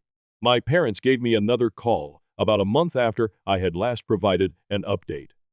I wanted to hear what they had to say, so even though I was dreading it, I picked up. They were even more desperate this time, and they accused me of being dishonest in order to get money from me. They described the dreadful situation, how they were in danger of losing everything, and how they wanted me to intervene and make things right. The guilt trip about family is supposed to stick together was their first attempt. When that failed, they resorted to threats, claiming that if I didn't assist them, they would ruin my life. They then claimed that I was their only hope, changing their strategy once more. To be honest, I felt disgusted. They continued to threaten me in spite of everything that had transpired, and they never once stopped to admit how poorly they had treated me. I refused to back down and reiterated that I was unable to provide them with financial support and that I was not responsible for solving their issues. I reminded them that I wasn't responsible for cleaning up the mess. They had made these decisions. Of course, that did not make them pleased. For the next month, they continued to phone, alternating between threats and guilt trips. They eventually stopped phoning. I assumed they had finally come to the conclusion that I would not give in. I didn't hear back from them for a month, and to be honest, I thought that might be it. However, I received another call around a week ago. I nearly didn't answer, but my curiosity won out. Things had only deteriorated. They informed me that they needed to file for bankruptcy. They were essentially starting over with nothing after selling nearly all they owned to pay off their debts. They then revealed even more shocking detail. My sister had moved in with one of her friends and had severed all ties with them. Even though she is just 13, she managed to move in with a friend's family, who my parents claim tolerates her misbehavior. They said it was best that my sister left them because they could no longer see themselves supporting her. When I questioned why they didn't call the police, in a sense, they have also abandoned their second child. They initially attempted to place the blame on me. They claimed that none of this would have occurred if I had simply assisted them when they requested it. They said that everything went south because of me. Naturally, they were unable to acknowledge their own responsibility for their acts. I was furious. I bluntly told them that their actions and how they had treated me were to blame for everything that was happening to them. I brought up the topics of how they treated me like a second-class person in my own house, how they neglected me when I needed them, and how they expelled me when I reached 18. I informed them that they continued to try to place the responsibility on me while ignoring the fact that that had an impact on me. At that point, they began to retreat and eventually ceased making excuses. They expressed regret for everything they had done to me and offered an apology. They expressed to me their wish that they had acted differently. They seemed to be saying everything that needed to be said, but it was too late. In addition to the fact that they had ruined my sisters and my own lives, I couldn't simply ignore how they had treated me for years. They were now suffering the repercussions of their decision to push me away. I must admit that I felt sorry for them, but I also realized that I couldn't risk the life I had created for myself in an attempt to mend what was already damaged. I informed them that I needed to keep my distance and that I was unable to assist. Despite their displeasure, I stood by my choice. I was still upset with them for what they had done to me after I hung up. However, I felt sorry for them at the same time. It's too late now, but I wish they had taken the time to realize what they were doing incorrectly when they had the chance. I've come to terms with the fact that I can't save them, and I'm learning to accept that. I have no idea what the future holds for my sister or them. I just know that I won't let their errors disturb my tranquility. They can't drag me back into their mess. I've come too far. I have much more important things to worry about right now, but maybe in the future. I'll try to get in touch with my sister once more to see if I can assist her get back on track. All I can do is hope she takes this lesson to heart and makes wiser decisions than our parents did. That's about it for me then. I won't be checking in on my family for a very long time. Even though I'm aware that this isn't the best conclusion, I've come to terms with it. I sincerely appreciate all of your guidance and encouragement over this trip. It has enabled me to remain steadfast in my choices. My parents mock my gardening dream, seating me far at my brother's wedding, but now, their restaurant thrives on my vision. I was always aware as a child that I was unique among my relatives. I am a 35-year-old woman who comes from a long family of prosperous upstate New York restaurateurs. My mother, 60, oversees all of the employees at our family's traditional Italian restaurant, which is governed with an iron hand by my father, 65. Next is my 38-year-older brother Mike, who is the golden kid destined to take over the company. I've been employed with Liberty Mutual Insurance for 10 years, moving up the corporate ladder to become a senior claims adjuster. My name frequently appeared on quarterly performance awards, and my office on the 28th floor had a breathtaking view of Central Park. I had a six-figure salary, a cozy condo in Manhattan, and the pride of my parents, who never stopped boasting about their successful business daughter. On paper, I was living the American dream. However, I felt like I was slowly suffocating every morning as I looked at my computer screen while going over accident claims. My escape, my lunch breaks in the little rooftop garden I had designed on our office building, was the only thing that kept me going. I had persuaded management to allow me to renovate the abandoned area, paying for it out of pocket. Spending thousands on soil, planters, and seasonal flowers made my coworkers think I was insane. But those priceless moments spent among flowers and herbs were the only times I felt fully alive. I spent almost every weekend in Grandma Rose's garden, which was my genuine haven. The most exquisite garden I had ever seen encircled her Victorian home on the outskirts of town. Grandma Rose was teaching me the language of flowers, companion planting, and soil pH, while my brother spent his weekends studying the restaurant industry. One day in particular, while I was assisting her with planting springtime tulip bulbs, stands out in my memory. The air was crisp with the aroma of falling leaves, and it was early October. My hands were in the dirt for longer than required, and Grandma saw it. She patted the ground with her aged hands and said, "You feel it too, don't you?" I nodded. unable to put into words how it felt to work with plants and how alive I felt in her garden. That connection to the earth. Not everyone has it, you know.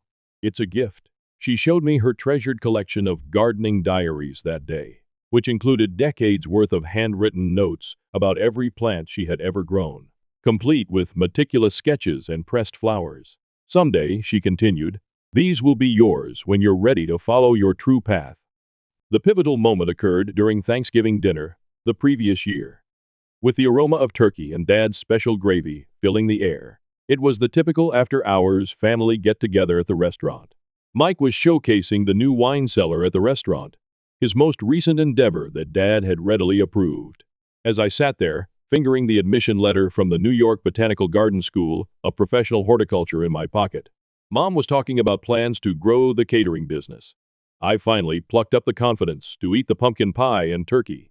I said, my voice hardly steady, I'm going back to school.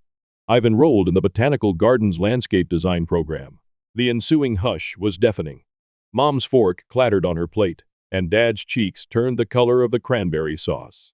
Mike snorted and almost choked on his booze. What are you? The wine glasses vibrated as Dad's voice boomed across the table. You want to abandon your work to play with plants when you're not getting any younger? Mom's palm gripped her chest violently as her eyes welled up with tears. But you're a senior claims adjuster, honey. How many individuals would kill for your job? Do you know? How is your 401k doing? Your health insurance? Every time he saw me caring for Mom's houseplants, Mike, who had been referring to me as the gardener since we were young, couldn't help but laugh. So you're going to start gardening like a pro now? Are you insane? Living in a treehouse is the next step. Even though my hands were trembling beneath the table, I made myself keep going. My letter of resignation has already been turned in. The December 15 is my last day. January is when classes begin. The plates jumped when Dad slammed his hand down on the table. You can't count on our assistance if you do this. We didn't send you to business school only to see you lose everything because of a midlife crisis. Grandma Rose was the only one who stayed composed, purposefully putting down her wine glass. With that quiet power that could still make my father feel like a little boy, she asked him, Joe, when was the last time you were genuinely happy doing anything you didn't pick for yourself? Feeling defeated, I drove to Grandma Rose's house the day after the Thanksgiving catastrophe. She was cutting her beloved roses in her garden when I discovered her. She was wearing her favorite faded blue gardening apron, the one with pockets filled with plant identifiers and trimming tools, even though it was cold in November. As I assisted her with the pruning, I remarked, Grandma, they don't understand. They believe that I'm wasting my life. They might be correct. Maybe starting again at 35 is crazy of me. Putting down her shears, Grandma Rose gazed at me with those sage eyes that had witnessed so much. Your parents don't see the world the way we do, but they just want what's best for you, sweetie. These plants and the earth itself are magical. It would be a sin to throw away your gift. She showed me her greenhouse and her most fragile plants. She showed me a tiny orchid that was having trouble blooming as the warm, humid air surrounded us. Take a look at this one. I knew better, even though everyone insisted it couldn't be saved. The most exquisite things don't often show themselves right away. Like you, sweetheart, I began taking seminars at the New York Botanical Garden that winter. Basic living expenses and 2 years of schooling would be covered by the money I saved from the insurance company. I gave up my view of Manhattan for a little balcony where I could try container gardening when I moved to a smaller apartment in the Bronx, nearer the school. The program proved to be more difficult than I had anticipated. Landscape design required intricate calculations, a thorough understanding of ecological and architectural principles. It wasn't just about making things seem nice. My dreams were filled with plant combinations and garden designs, and every night I would go to bed feeling both tired and content.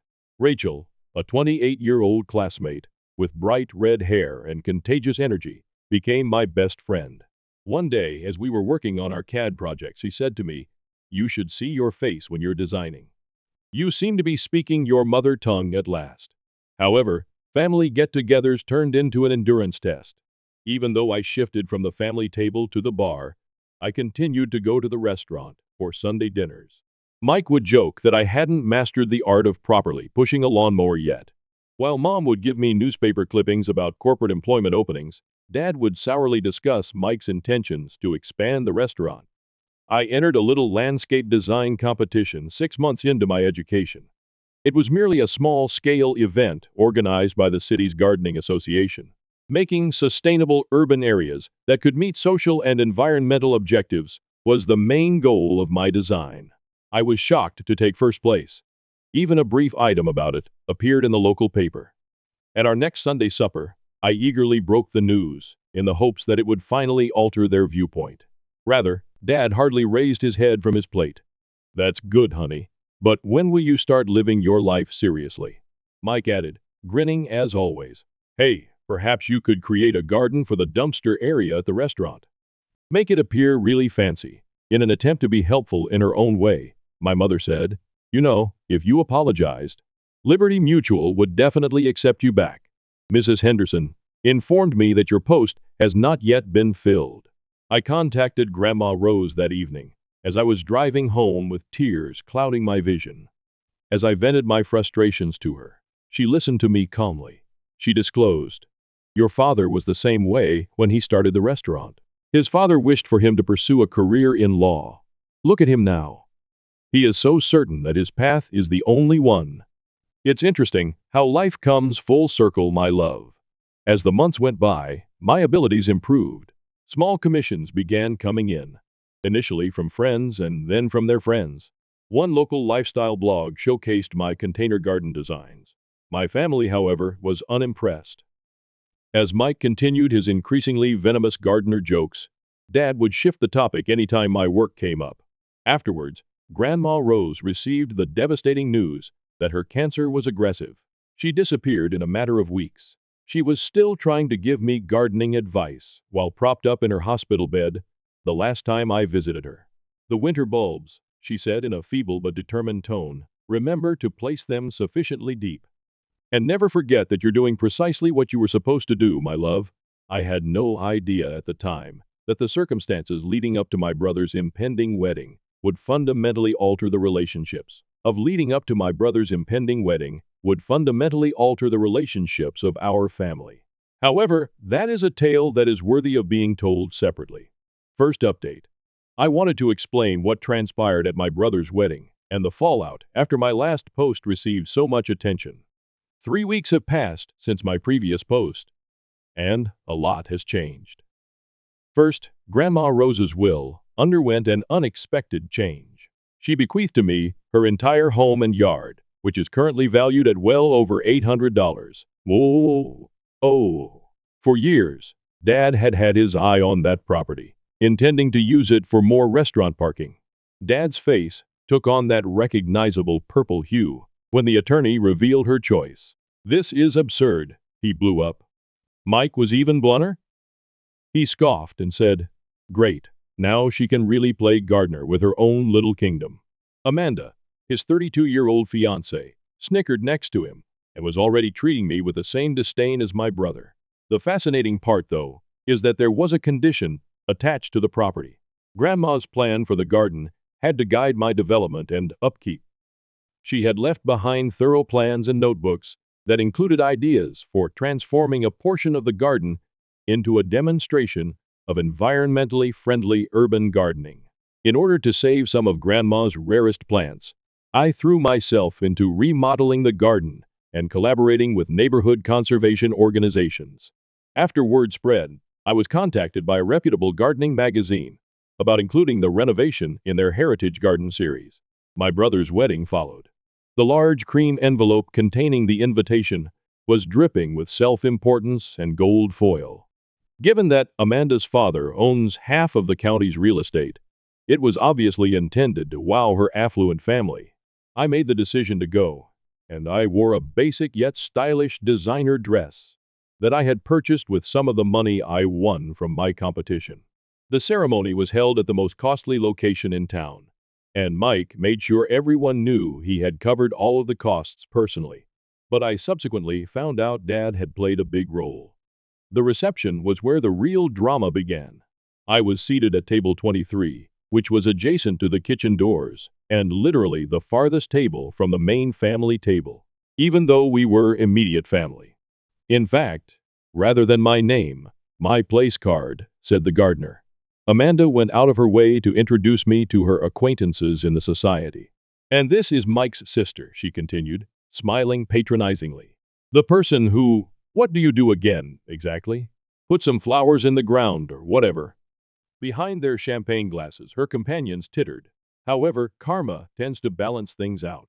A famous event planner who knew me from the gardening magazine story had been engaged by the venue. Your sustainable garden designs are revolutionary, she said enthusiastically as she approached my table, expressing her honor at meeting me. I've been keeping along with your Instagram makeover project. The mayor, Amanda's uncle, took the microphone to deliver his address, and that was the real kicker.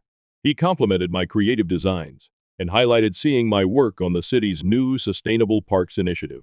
All of the society members who had been giggling suddenly turned to stare at me with renewed curiosity. As the mayor continued to compliment the family's gifted landscape architect, Dad and Mike sat there with their expressions frozen. Amanda was trying to control the situation by frantically whispering to her companions. Following the speech, a number of Amanda's family members approached me to discuss garden design. The head of the city's Parks and Recreation Department was one of them. For their next urban regeneration project, he said, they were searching for creative designers. Mom called the following day for the first time in months. She spoke hesitantly. I read the piece on Rose's garden in the magazine. The pictures, they're stunning. There, you've truly created something unique. Although Dad and Mike haven't mentioned anything yet, I've observed that the Restaurants About page now highlights their family's involvement with sustainable urban design. It's ironic that they still haven't offered me congratulations for any of my accomplishments. Next week, I have a meeting with the Parks Department to discuss the urban renewal project. Given that the proposed location is adjacent to my father's restaurant, it would be my largest commission to date. As Grandma Rose used to say, sometimes life has a way of coming full circle. Second update. I appreciate all of your encouraging remarks regarding my most recent update. 2 months have passed since the wedding, and things have changed in unexpected ways. The project for the Parks Department was larger than I had anticipated. They sought to turn an entire city block into a sustainable urban green space, complete with community gardens and an educational center, rather than merely designing a straightforward garden. The catch? The proposal would drastically cut down on parking spaces near nearby establishments, such as my father's restaurant. I noticed my father and Mike sitting in the back row, their faces darkening with every slide of my presentation, as the first designs were given at the municipal council meeting. The parking lot they had been using informally for years would be removed as part of the project, and a community area and vertical garden would take its place. Mike got to his feet during the public comment session, his face flushed. Local businesses will be destroyed by this proposal. Has anyone thought about how it will affect the area's well-known eateries? He purposefully avoided eye contact with me. The mayor, Amanda's uncle, then raised his voice. In fact, research indicates that urban green spaces raise property values and foot traffic. There are designated restaurant zones with outdoor dining areas in your sister's design. If anything, this should help your business. Everyone in the room understood the irony. It was obvious that several of the council members were trying not to smile. This is where things become even more intriguing, though. Our family restaurant received an unexpected visit from a Michelin inspector last week. My father had been dreaming unexpected visit from a Michelin inspector last week. My father had been dreaming about this moment for decades.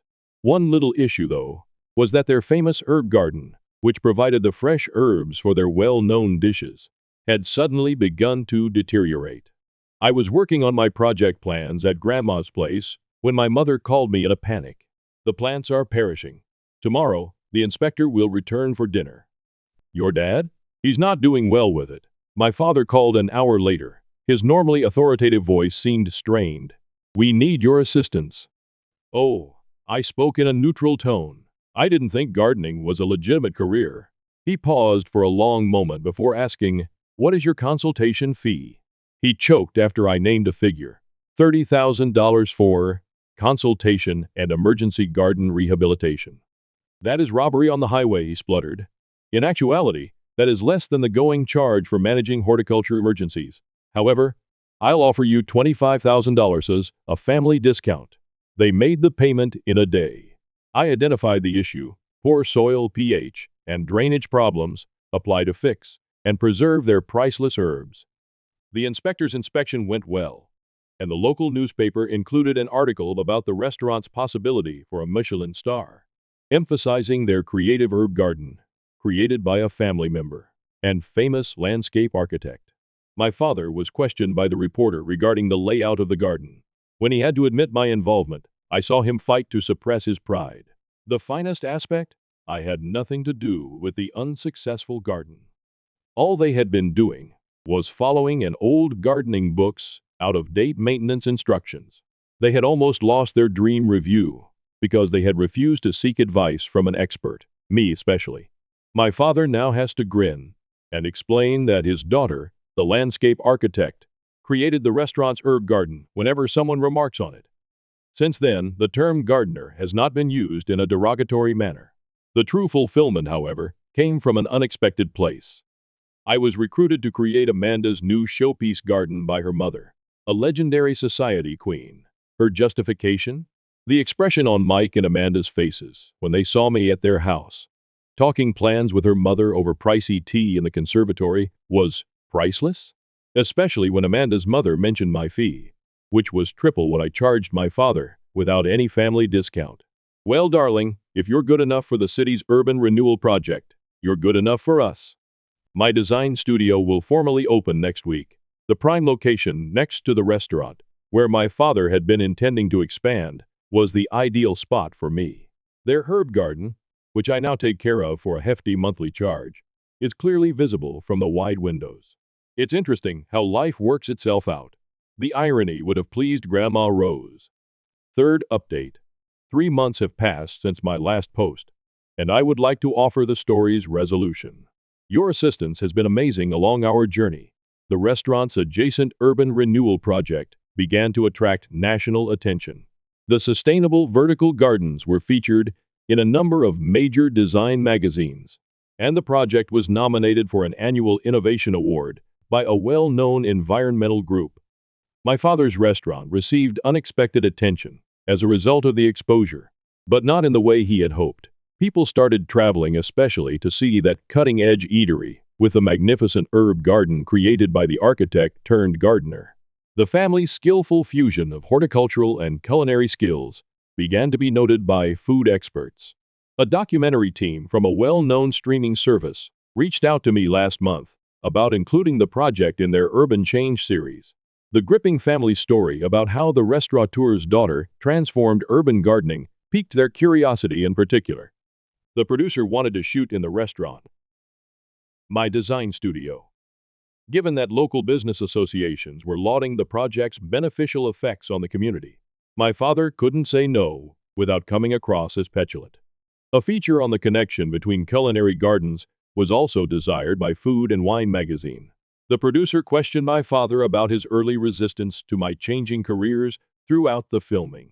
His awkward wriggling as he attempted to explain himself was captured on camera.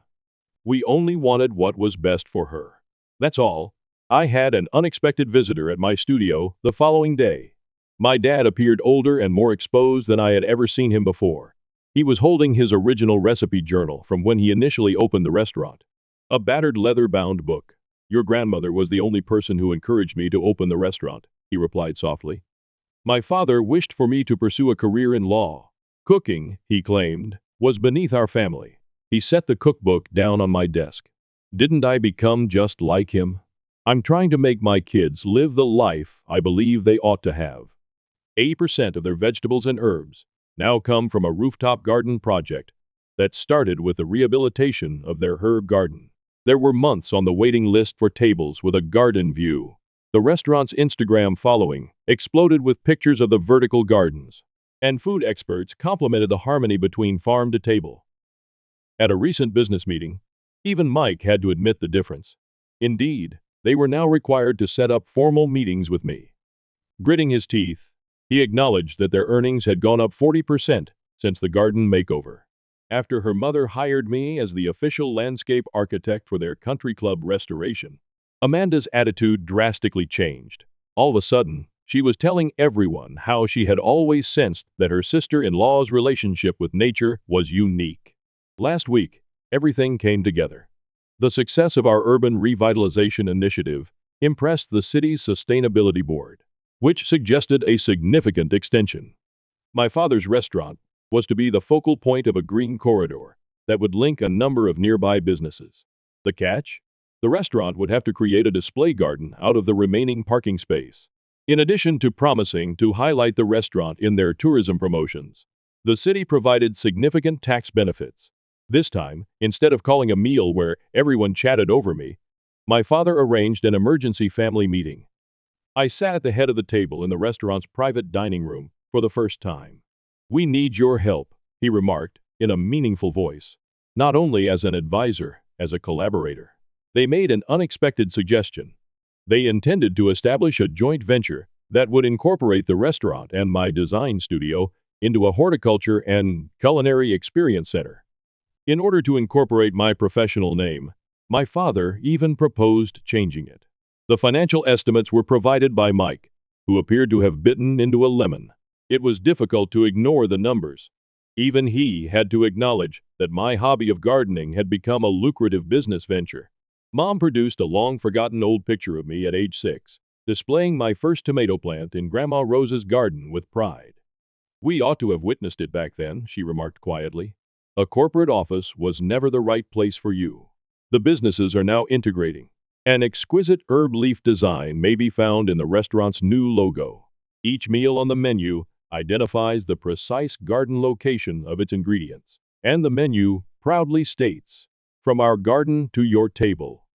Our project was featured in a national magazine's list of the top 10 innovative family businesses last week, when they especially commended the second-generation restaurateur family for embracing their daughter's goal to transform urban dining. The irony was not lost on anyone. It all began in Grandma Rose's garden, which is now a sustainable urban agriculture education center.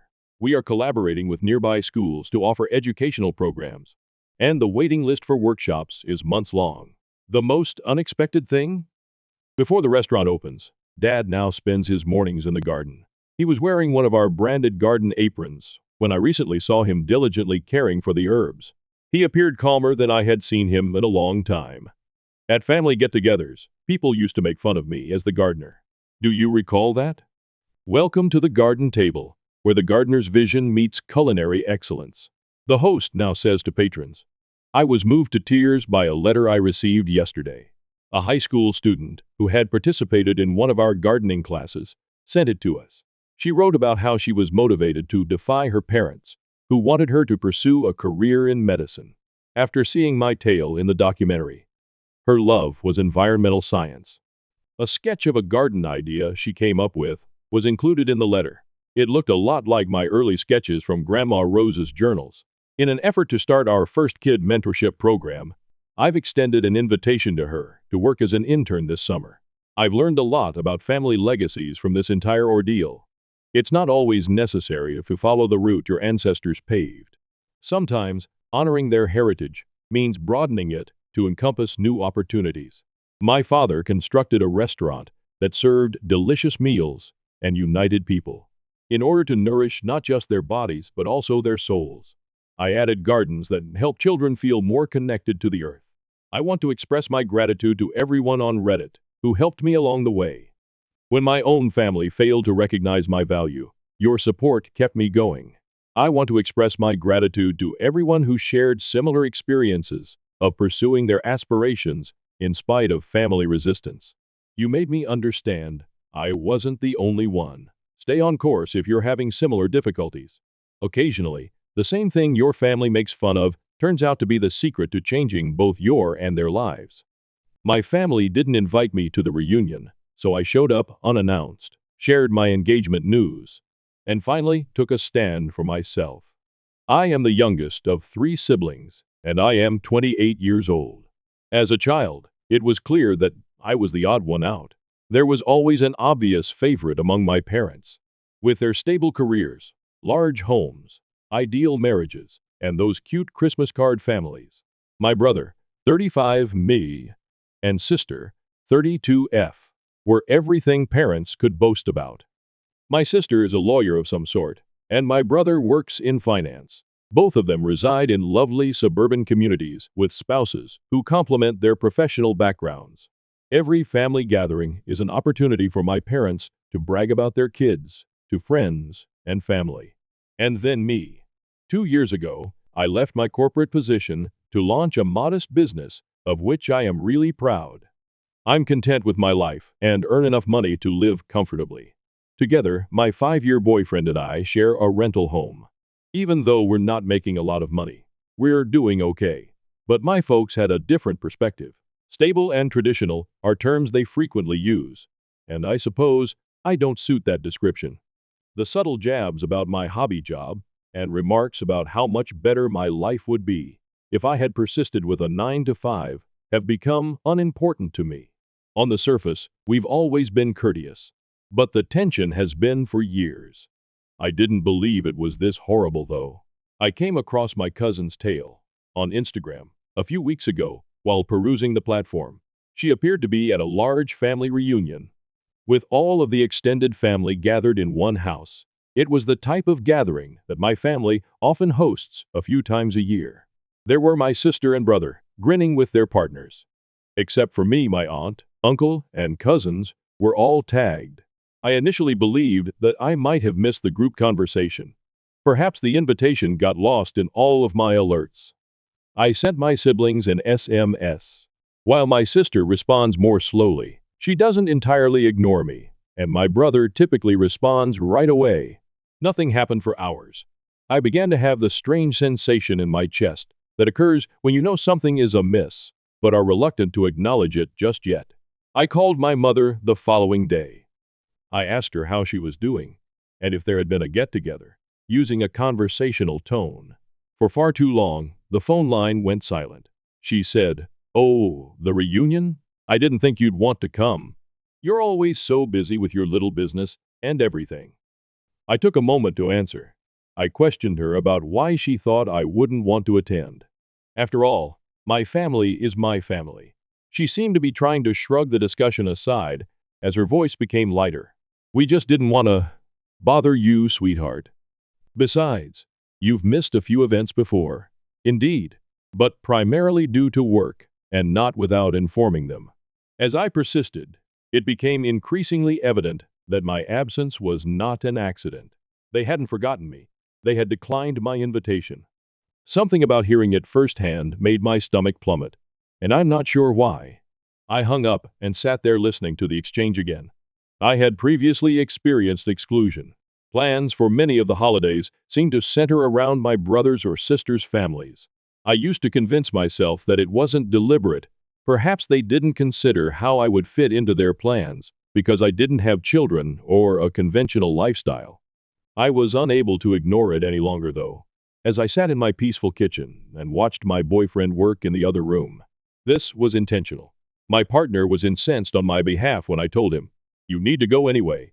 They don't get to decide you don't belong there," he replied. He was correct. Why should I allow them to act as though I don't exist? I was tired of being treated like an afterthought by my family. Whether they liked it or not, I deserved to be a member of my family. The plan began to take shape at that point. I had been holding on to one card for weeks, and I hadn't played it yet. 2 weeks prior, my boyfriend and I had become engaged. I wanted to do it face to face with the people who should be concerned about my life. But we hadn't notified anyone. Now, though, I had my own motives. I would remind them of my presence if they were considering excluding me from my family. This time, they wouldn't ignore me. I made the decision to arrive without warning. I declined my boyfriend's, bless him, invitation to accompany me. I had to take care of this on my own.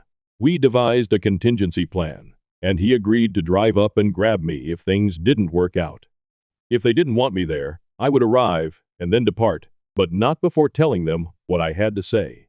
In order to make it appear as though I had always meant to attend, I prepared a large quantity of snacks to bring with me in the days before. For me, this wasn't about proving myself, even if my partner insisted that I didn't need to prove anything to anyone. I had to be there for myself. I had had enough of fading away because they didn't think I belonged. I promised myself that if I had to leave, I would go, smile, and share my news. Although I had no control on their feelings toward me, I did have influence over how I responded to it. I refused to let them treat me like an outsider for once. Additionally, I would at least have closure if things didn't work out. First update, it took slightly over 3 hours to go to my folks' house. The majority of time was spent on how to appear unimpressed, as if I had simply happened to stop by since. Well, I was aware of the family reunion. It seemed a bit ironic given why I was there, but the box of handmade cookies on the passenger seat smelled sweet and soothing. After checking the place twice, my partner assured me that he would be prepared to come get me if I needed a way out. I promised to keep him informed. The house was filled with automobiles parked on the lawn and along the driveway when I eventually pulled there. I inhaled deeply, picked up the treat box, and made my way to the front door. From within came the sounds of music, laughter, and clinking dishes. I stepped through the slightly open door. The noise stopped as soon as I entered. I knew they had all seen me without having to glance up. I sensed dozens of eyes swinging toward me as conversations broke off in the middle of sentences. My mother recovered first. She hurried over, her voice too happy and high. "Oh, you succeeded? How unexpected?" She merely patted my arm and moved away without giving me an embrace. Her eyes did not meet the phony warmth in her voice. There was an uneasy shuffle of movement in the room. People resumed their talks, but things had changed. Before my brother vanished into the kitchen, I saw him and my sister looking at each other across the room. Standing with her husband, my sister gave me a quick look before launching back into a boisterous discussion with other aunts. Across the room, I saw my cousin, the same person whose Instagram tale had given me the hint. Despite her apparent astonishment at seeing me, she nodded and smiled slightly. On the dining table, I set my package of goodies next to a spread of what appeared to be catered cuisine. Nobody even looked at my belongings. It hurt when I heard an aunt whispering to someone by the hallway. Did they not invite her on purpose? While I was moving through the room, I slipped by them into the living room after pausing to check my phone. My cousin drew me aside a few minutes later. She lowered her voice and looked over her shoulder. "They didn't think you'd come. Your parents, well, they didn't think you'd fit in here anymore." In spite of her apparent remorse, she said, "Fit in," as if I were a shattered puzzle piece in a family portrait. My dad was by the drink station when I left, but I can't recall what I muttered in response. I made the decision to give it a try. One questioned him why no one had told me about the reunion. As he filled the glass, he hardly raised his head to say, "We thought you'd be happier doing your own thing." The words hung thick in the air, yet it wasn't unkind. Since it was clear that I would not receive answers, I didn't press him any further. I didn't feel like making small chat with relatives who were acting as though they didn't see me. And the box of cookies I had brought was still unopened on the table. But it wasn't all bad. A few of my younger cousins approached to greet me. I felt a little better when they inquired about my company and mentioned that they had seen some of my work online. Someone cared about my life at least. Once more, there was a bustle of talk in the room, and I sat down close to the corner and browsed through my phone idly. I simply needed time to think on what to do next. I didn't want to cause a scene. My sister's voice broke through the commotion at that point. Her face was beaming with joy as she clapped her hands. The room fell silent as she said, "Everyone, I have some news to share." And everyone's eyes shifted to her as she revealed she was expecting her second child. Cheers broke out. As everyone applauded, a few uncles made a joke about placing wagers on whether it would be a girl or a boy. My mother appeared as though she could burst with joy. Nobody gave me a sidelong glance. As I stood there, I heard the laughter and congrats. I seemed to have vanished once more. As usual, the same motif. The fact that I was present was irrelevant. The fact that I had arrived, even though I hadn't been invited, didn't matter. They would always treat me like an outsider and glorify my siblings. Something broke inside of me. I'm not sure if it was my dad's departure, the rumors I had heard, or the fact that my cookies were still unopened. Perhaps it was everything. I took a glass off the drink table and gave it a loud fork clink. Heads turned to face me as the room gradually became quiet once more. After enjoying the attention, my sister became irritated. I choose to disregard it. Well, I continued steadily. I have something to say too, since we're sharing big news. Second update. As soon as I walked in, the place was silent once more. All eyes were on me, all conversations halted, and forks froze in midair. But compared to when my sister revealed her pregnancy, the attention wasn't as enthusiastic or welcoming. I felt as though I had disturbed a sacred item. Despite my racing heart, I stood up and held my hand firm. I just wanted to share some news of my own, I said. I raised my left hand to reveal the engagement ring, which sparkled in the light from the dining room. No one responded for a second when I said, I got engaged 2 weeks ago. The silence was then broken by a few dispersed claps. From the side of the room, my little cousins, God bless them, cheered me on. The rest of the room remained motionless, as though they were still processing it. But a courteous uncle gave a nod of assent, before forcing a faint smile, the kind she typically saved for strangers. My mom's face fell. Why didn't you inform us earlier? Her voice sounded more like an accusation than one of enthusiasm or inquiry. Her gaze flicked to the ring and then returned to me. I didn't think twice. I said, loud enough for everyone to hear. I wasn't sure you'd care. I wasn't invited here after all. I assumed you no longer wanted me to be involved in family matters. Discomfort spread throughout the room. Pretending to check their phones, people looked at each other or moved in their seats. After standing by the kitchen doorway, my brother moved forward and pushed off the frame. His voice was sharp, and his face was crimson. You are not the focus of this. You have to put yourself first at all times. There was a response to that. A few whispered to themselves, not now. Yet I could sense that everyone was observing. My brother's crossed arms and intense gaze made it difficult for me to speak. So I did. Really, I shot back. You all seem fine without me, but I don't remember getting an invitation to this little party. My engagement is as significant as the news of anybody else. The room became silent once more at that point. My sister refused to look at me, since she was still blushing from her own news. My mother's courteous facade was beginning to crumble, and her face changed to one that was more recognizable. Annoyance. I saw her take a breath, likely to speak, but before she could, a voice broke the silence. One of my relatives remarked, she has every reason to be angry. Her arms were folded as she sat close to the couch's edge. What did you expect if you didn't invite her? That she would simply remain silent indefinitely? Some people turned to look at my cousin. From the dining table came another voice. Yes, it's not as though she's incorrect. I sensed a change for a split second. Although it wasn't much, it was sufficient. The fissures were visible. My mom shifted the topic, as she always does when she's cornered. Likely understanding she was losing control of the situation. Well, let's not forget how exciting it is that your sister is having another baby, she remarked, bringing a smile back to her voice. The family is thrilled to hear that. There was a deflection, so clear. She was unable to give me this moment, not even for a brief moment. Immediately, the focus returned to my sister, who grinned broadly and thanked everyone once more for their congrats. My brother gave me a cocky grin like he was saying, see? I was done. I took my phone out of my pocket and texted my lover, come get me, without uttering a word. I wasn't going to stay any longer than absolutely necessary. I picked up my handbag and made my way to the front entrance. Two of my younger relatives hurried after me, apologizing and inquiring as to where I was going. One of them hugged me and whispered, you don't deserve this? I returned the hug and assured her that I would be all right. It wasn't loud, but it was loud enough to hear my dad murmur, drama queen, from the side of the room as I was putting on my coat. I hesitated for a moment, but I didn't look back.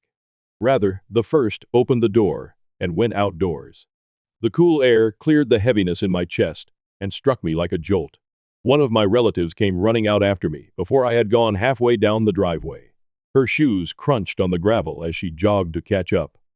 Hold on, she yelled. I paused and looked at her. She appeared embarrassed, almost as if she was at a loss for words. I apologize, she blurted, for everything. It was courageous. In there, you defended yourself. That was not how you should have been treated. I swallowed the lump in my throat and nodded. I managed to say, thanks. Perhaps someone from inside asked what I was doing when her phone buzzed in her pocket. She rushed back toward the house after giving me one final pitying glance. After a few minutes, my boyfriend's vehicle arrived. I buckled my seatbelt, threw my purse on the seat, and got in. I started crying as soon as I sensed the car moving.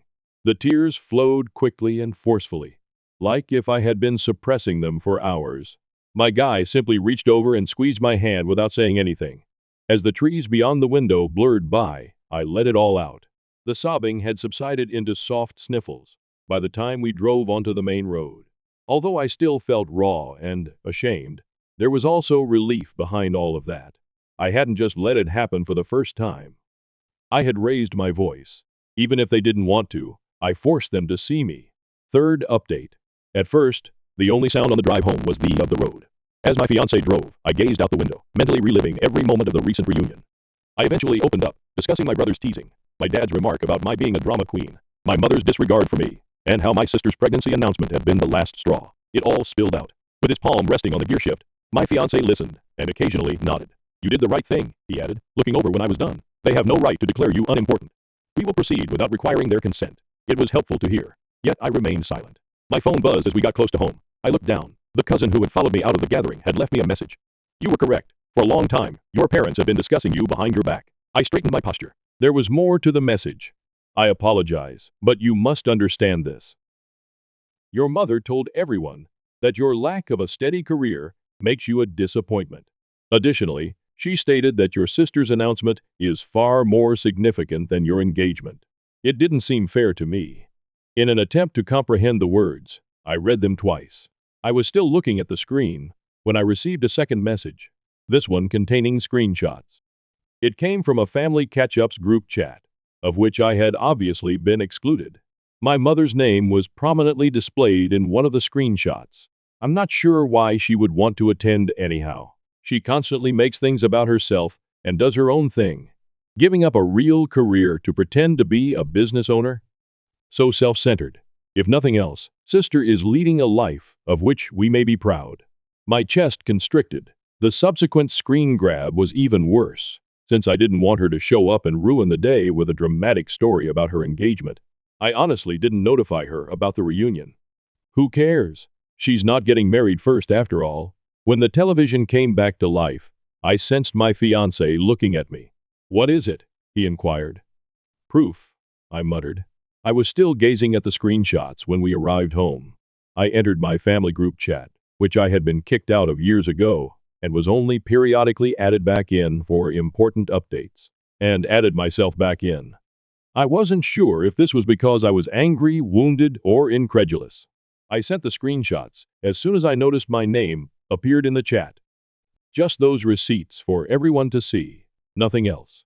I typed, "Is this how you truly feel about me?" a few seconds later. I suppose I ought to have remained forgotten at that time. Setting my phone aside, I waited. It was not long before the responses began to pour in. First to enter, my brother said. This was private. You're blowing things out of proportion and being dramatic as usual. My sister then asked, what did you anticipate would happen if you shared this? For no apparent reason, you're making things worse. Give it up. Their texts appeared like fast fire as I watched them type one after the other. Before my mother's name was ultimately displayed, I gave them a minute to vent. Compared to the others, her message was longer. Those remarks were misconstrued. I don't like you creating all this needless drama, and you're reading too much into things. You've been overly sensitive all along. Taken out of context? I scribbled a response as I took up the phone once more. I'm offended because this is not how any parent should discuss their child. This is your opinion of me, even though I wasn't invited to my own family's reunion. My dad's name showed up in the chat for the first time, but he only typed a scene tag beneath my message instead of typing anything. I didn't stay to finish reading it. I threw my phone onto the couch and placed it on silent. Sitting beside me, my fiancé drew me in. However, my phone buzzed once again shortly after.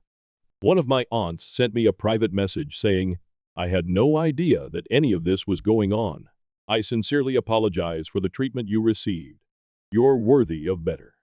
Another reply arrived a few minutes later, saying, "We're proud of you for standing up for yourself. Nobody should be able to convince you otherwise." Although it wasn't much, it gave me hope that I wasn't going insane. I wondered for a long time if I was exaggerating. As my mother used to say, I might have been overly sensitive. However, I now had evidence, and a few supporters, at the very least. My phone rang just as I was beginning to believe that the worst was past. The name of my sister appeared on the screen. I nearly didn't respond, but I did. She wasted no time at all. She remarked, "You're destroying the family dynamic. What prevented you from letting it go? Mom didn't want any conflict. Therefore, she didn't invite you. You have merely exacerbated the situation." I refrained from arguing. I didn't shout. "You don't let go of not being invited to your own family's reunion," I simply retorted. Then she hung up the phone. I decided I'd had enough that evening as I sat with my fiancé. I wasn't going to ask for their blessing all the time. A family who obviously didn't want me around was not someone I was going to pursue. I have to back down for my own mental health. The group chat was erased by me. My sister's number was blocked by me. And I allowed myself to give up for the first time in years. If love wasn't offered freely, I wouldn't beg for it. Update 4. My phone called out of the blue a week after the repercussions from the family group chat. I froze after taking a quick look at the screen. It was my father. For background, I didn't get many calls from my dad. Never. I was astonished to see his name appear, because he mainly left family affairs to my mom. I considered leaving it on voicemail, but my curiosity won out. I took it up. He initially only made the customary awkward small talk. After a lengthy silence, he finally stated that he wanted to clarify the reunion. He spoke in a rigid, nearly practiced voice. He maintained it wasn't intended to harm me and referred to it as a miscommunication. I hadn't heard anything like an apology from him in a long time. I didn't give him a pass. I inquired as to why I hadn't been invited earlier. After struggling to find the right words, he finally said, "It wasn't intentional." I told him that didn't make sense, since how can it be an accident to forget to invite your own child? I persisted, reminding him that my mother's own remarks in the group chat demonstrated differently. But he didn't respond. A second too long, the silence lingered. And then he broke. Quietly, he acknowledged. She believed it would be better that way. Your mother did not wish for any conflict. That's when I heard it. My mother's voice, followed by a slight background rustle. She must have been using the speakerphone to listen in, because she abruptly interrupted the conversation. She answered abruptly, "I'm here too," as though I had called her somehow. The waterworks then began. She accused me of attacking her and making the family feel ashamed by publishing the screenshots. But her voice faltered. She claimed that I, not she, was the source of the issues. She claimed that I had made everything public, only to cause her embarrassment and trouble. I didn't shout or argue.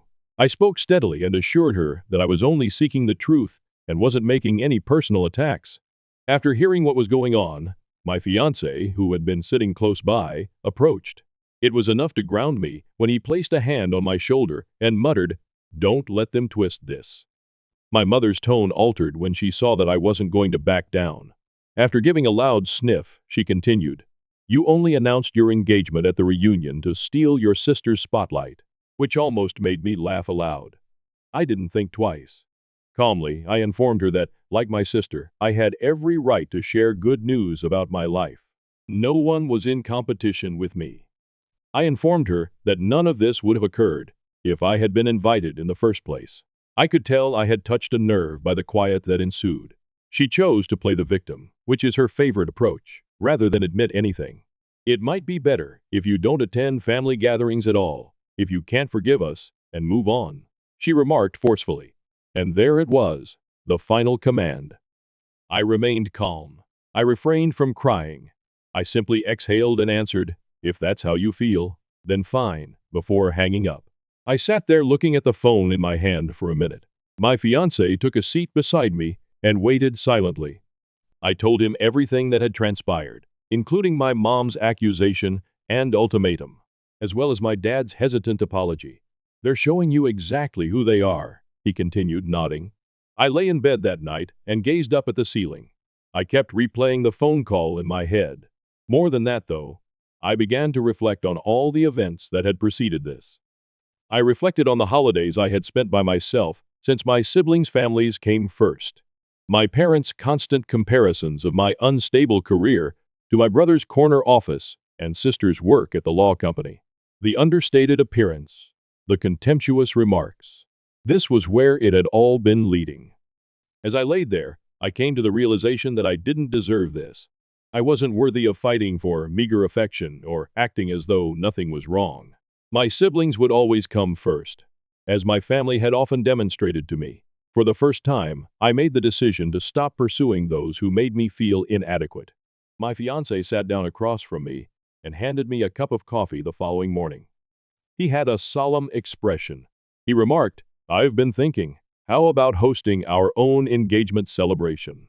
Something modest, just those who genuinely stand by us." The concept sounded odd at first.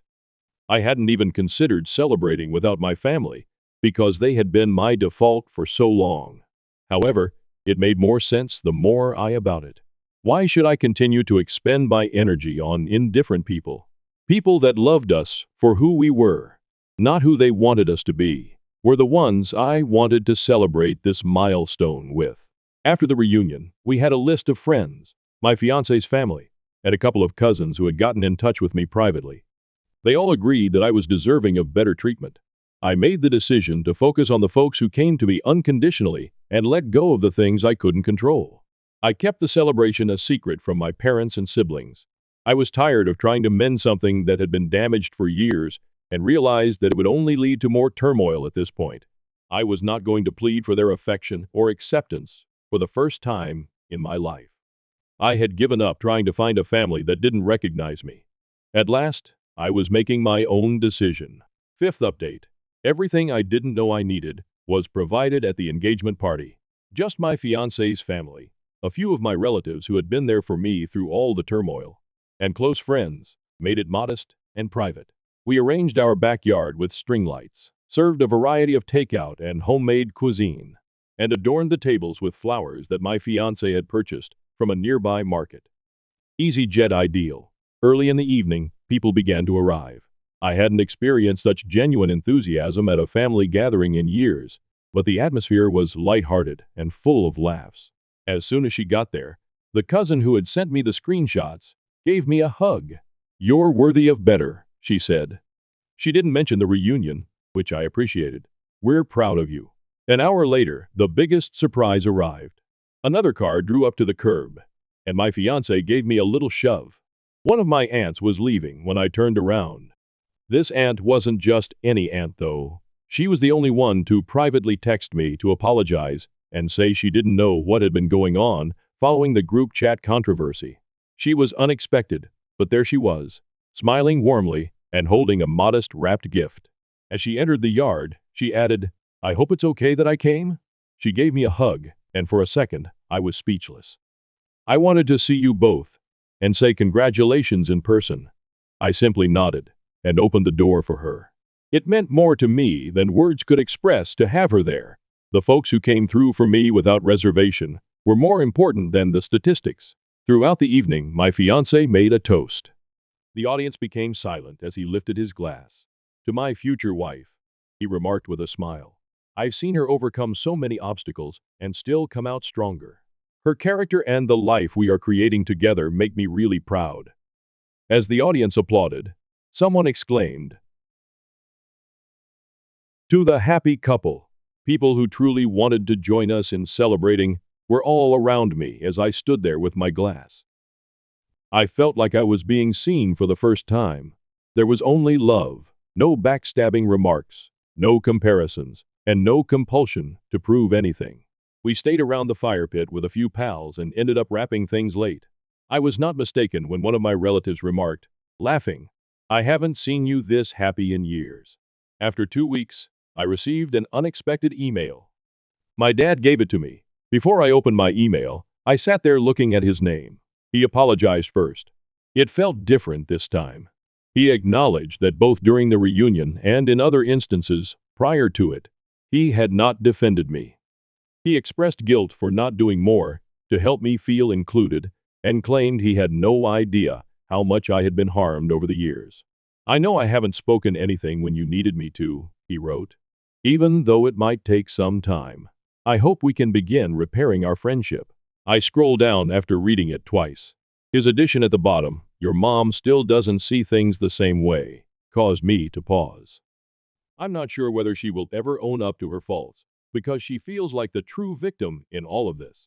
I also apologize for that. Although it hurt, it wasn't shocking. My mother had never taken responsibility for anything. I took some time to consider my response, and then I typed up a brief one. I praised my dad for getting in touch and let him know that, while I valued his words, I value his deeds more.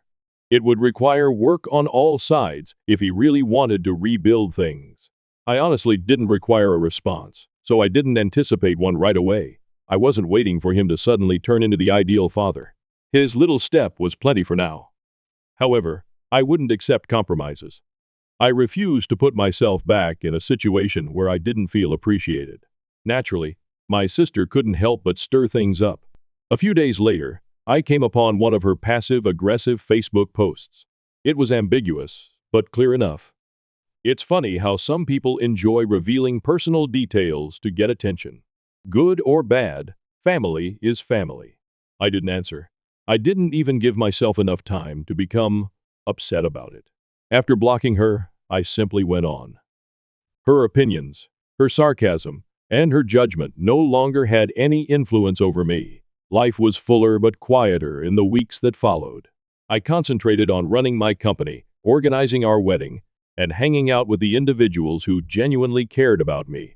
I at last discovered serenity when I let go of the need to win my family's approval. In retrospect, I saw how much of my life had been wasted attempting to conform to a model that I was never meant to fit. Because I was different, my family had always made me feel inferior. However, that didn't prove me incorrect. Their incapacity to recognize my value was a reflection of them, not of me. Family is everything, as some people may say, and perhaps it is true for them. However, rather than condemnation and exclusion, family should be about love, respect, and support. I've never been happier as I'm finally creating a life with individuals that support me unconditionally. So here I am, going forth guilt-free and regret-free. I have no idea what the future holds for my parents or siblings, but I do know that I will never longer accept anything less than what I am worthy of. And to be honest, it feels really nice. Grandma's inheritance changed everything after my parents kicked me out and preferred my sister because of a missing bracelet. My sister was always given preference by my parents, who once expelled me for having a lost bracelet. They therefore arrived at my house in tears years later, when my grandmother delivered me the family's inheritance in lieu of her. I grew up in a modest suburban home with two parents and a younger sister, which is what most people would consider a standard middle-class family. We appeared to be a picture-perfect family to outsiders. However, anyone who knew us well would tell you that my parents and I were constantly at odds. The explanation was straightforward. I was usually the last thing on their mind, and they loved my younger sister, Emma. However, it wasn't always that way. I recall how devoted and kind my parents were to Emma and me when we were young. They lavished us with love, and for good reason. We were a rather intelligent couple who were excellent at everything. Nothing seemed to separate us during the golden age we shared. Both of us participated in gymnastics, art classes, and piano lessons. And our parents were equally pleased with us. There was no little favor for one of us over the other, and I never experienced any tension. But when I started 6th grade, everything changed. There was only one test at first. I received a poor grade, the first in my life, even though it wasn't a very significant one. It was sufficient for my parents to start viewing me in a different light. It was obvious to me that something had changed. When Emma brought home another flawless score, my mother wouldn't give me the same look that she gave Emma. While Emma's accomplishments were greeted with sincere pride, the praise they used to give me began to feel forced. All of a sudden, Emma was the one who could do no wrong, and I was the loose thread that could unravel at any time. I initially believed it to be a passing phase. Perhaps I was being overly sensitive. However, it was impossible to ignore. I was held accountable for any mistakes I made, no matter how minor. Emma's mistakes were dismissed, or worse, forgiven. She's just having an off day. My dad used to say, "Why can't you be more like Emma?" was my constant question. I was plagued with the statement during my adolescence. Emma became the daughter my parents had always desired as we grew older. She was gregarious, intelligent, and well liked. She was the popular girl, the homecoming queen, and the class president. Conversely, my introversion increased. I studied hard, remained myself, and succeeded in my own unique way. However, it was never sufficient to rival Emma. I eventually gave up trying. The disparities in our treatment had become starkly apparent by the time we were in high school. Emma always had her own car, brand new clothes, and all the attention. Our parents would spend hours sitting with her when she needed homework help, making sure she grasped every step. If I sought assistance, they would either dismiss me and instruct me to solve the problem on my own, or it would be too late in the evening. They had begun to treat Emma like a princess and treat me like an adult. Emma had everything given to her. But I quickly realized that if I wanted something, I would have to work for it. I made an effort to keep up my relationship with Emma in spite of the unequal treatment. She was my sister, after all, and I cherished her. However, it becomes increasingly difficult to overlook her increasing entitlement. Knowing she could get away with anything, she appeared to enjoy the attention. Emma was loved by more people than just my parents. Her allure enthralled our friends, instructors, and even complete strangers. I was the background darkness, and she was the shining girl.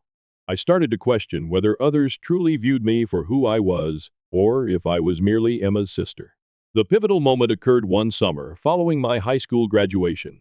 I was eager to leave the house and start over after receiving a partial scholarship to a respectable college. I believed that my parents and I may get along better with some space, and that they would eventually miss me when I was gone. I was mistaken.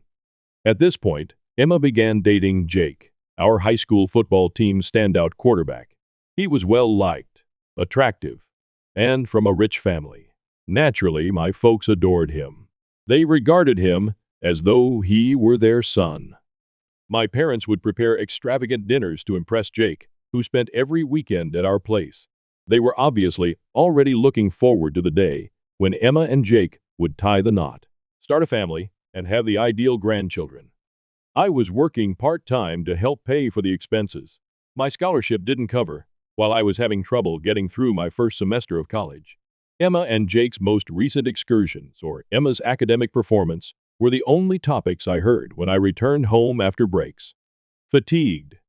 Nobody inquired about me or my situation. They would also say sarcastic things like, "Why can't you find someone like Jake?" What remained of our family dynamic was devastated by the charges that followed. I came home for a visit one weekend when I was off from college.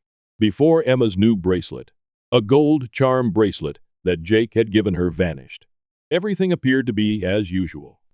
Emma was upset, and it was a costly item. In a state of complete panic, my parents tore the house apart in an attempt to find it. Emma speculated that perhaps I had taken it when they were unable to locate it. I initially believed her to be kidding, but she wasn't.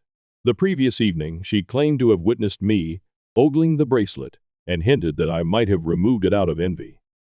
I was enraged. Her bracelet was untouchable by me. I hadn't given it a second consideration. My parents, however, believed her without hesitation. Of course, I objected. My folks wouldn't listen, even though I vowed I hadn't taken anything. They thought I had stolen it to get even. In fact, my father once remarked, "We always knew you were jealous of Emma." That was the most painful thing they had ever uttered. It seemed as though the years spent striving to be a good daughter and gain their approval had been in vain. They threatened to leave the house unless I returned the jewelry. What I was hearing was unbelievable. They didn't believe me, even though I had my word and no evidence of my innocence.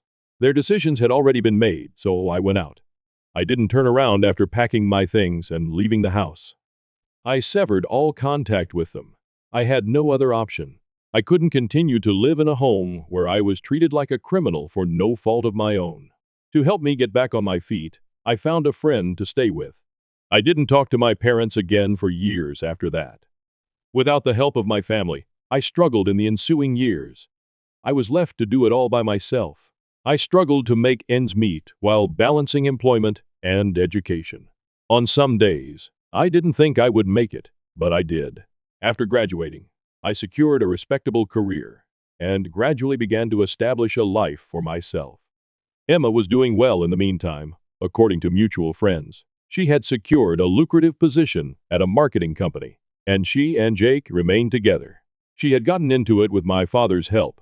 For them, nothing appeared to have changed. Without me, they were still the ideal family. I didn't hear from my family for 5 years. My life had to be rebuilt from the ground up. My grandmother, my dad's mother, specifically, was the only one who provided me with any kind of assistance or spiritual support. I was unexpectedly invited to my grandmother's Christmas dinner. To put it mildly, I was taken aback. The only member of the family who had ever treated me fairly was my grandma. She never mentioned my parents or made an effort to get me to make amends with them, but she did occasionally send me a birthday card or text to check in after everything that had transpired. I wasn't sure if I wanted to go when I received the invitation, but I had a gut feeling that I should. It was like entering a time capsule when I got to the supper. Along with a few other family members, my parents, Emma, and even Jake were present. There was a noticeable tension. Emma pretended that nothing had ever happened between us, and my parents gave me a harsh welcome. They seemed to be expecting me to put the past behind me and comply with their ideal family act. I made it through the terrible night. My grandmother then began distributing gifts toward the end of the evening. I didn't have any big expectations, but my heart almost stopped as I opened the box. A gold locket, an ancient family relic that had been handed down through the years, was found within the box. The jewelry wasn't just any jewelry. This locket was thought to be the legitimate heir to the family's possessions. Grandma was giving it to me directly, ignoring her son, my father, and all the other grandchildren, including Emma, who had inherited it from her father. It represented more than merely custom. It implied that everything my grandparents had, including their home, land, and savings, would eventually belong to me. When my parents realized what had happened, I could see their faces become white. In stunned quiet, Emma, who had always been the golden kid, sat. I could sense the tension in the room as my parents rapidly changed their tone, trying to mask their amazement with fake grins. My parents quickly drew me aside after the awkward remainder of the meal. All of a sudden, they were remorseful, as though a few words of kindness could erase years of unfair treatment and neglect. They mentioned Emma's impending marriage and their desire for me to rejoin the family for her benefit. However, I was aware. This was about money, not about love or family. Our family had always valued the heirloom, and they knew that I would be the one to inherit everything that went along with it, now that I had it. They cared for me. Thus, they weren't worried about mending the relationship. They were concerned about their potential losses. In a tone that seemed more like a warning than an offer, my father even stated that they were prepared to forgive me for everything and begin anew. They seemed to have forgotten who had initially harmed them. Other family members also added their voices, advising me to exercise common sense. They insisted that regardless of what had previously transpired, family is everything, and that I should get back in touch with them. I could already hear the cliches piling up. You don't want to be alone, sharing is caring, and blood is thicker than water. I was overanalyzing the matter because of all this pressure, even though it was obvious what I should and shouldn't do. Knowing that they only appreciated me for what I now had, did I wish to rejoin this family? Given that their newfound interest in me was motivated by self-interest, could I forgive them? What recommendations do you have regarding this? If so, I'd be in dire need of some. First update. I felt overburdened when I returned to my flat following the Christmas celebration.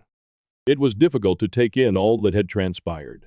For the remainder of the evening, I made every effort to stay away from my parents and other family members, but they persisted in trying to come near to me.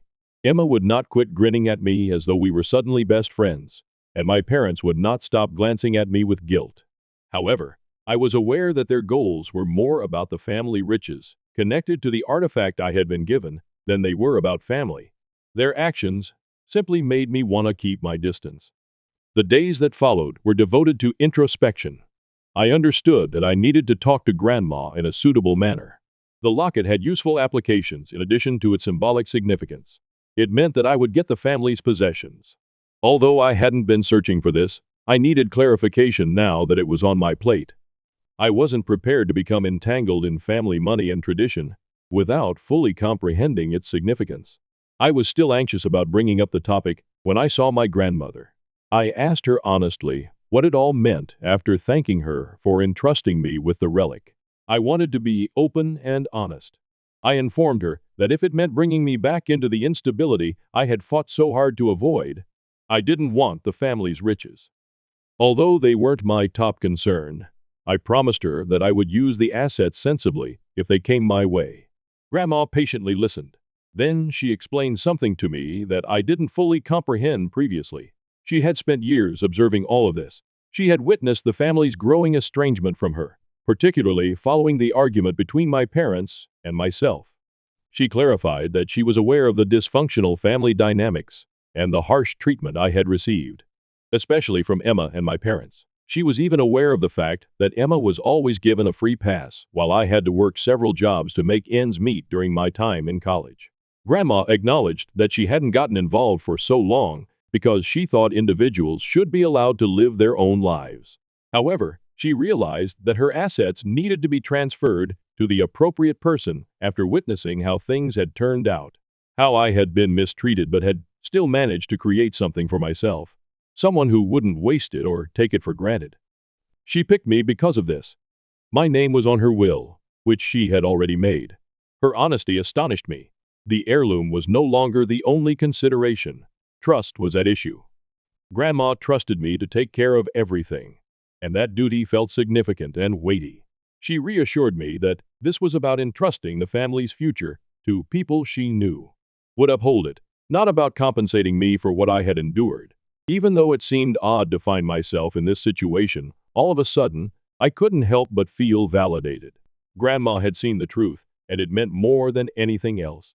Therefore, all those years of being the forgotten daughter suddenly didn't matter. But although this made a lot of things clearer, it also made things more complicated.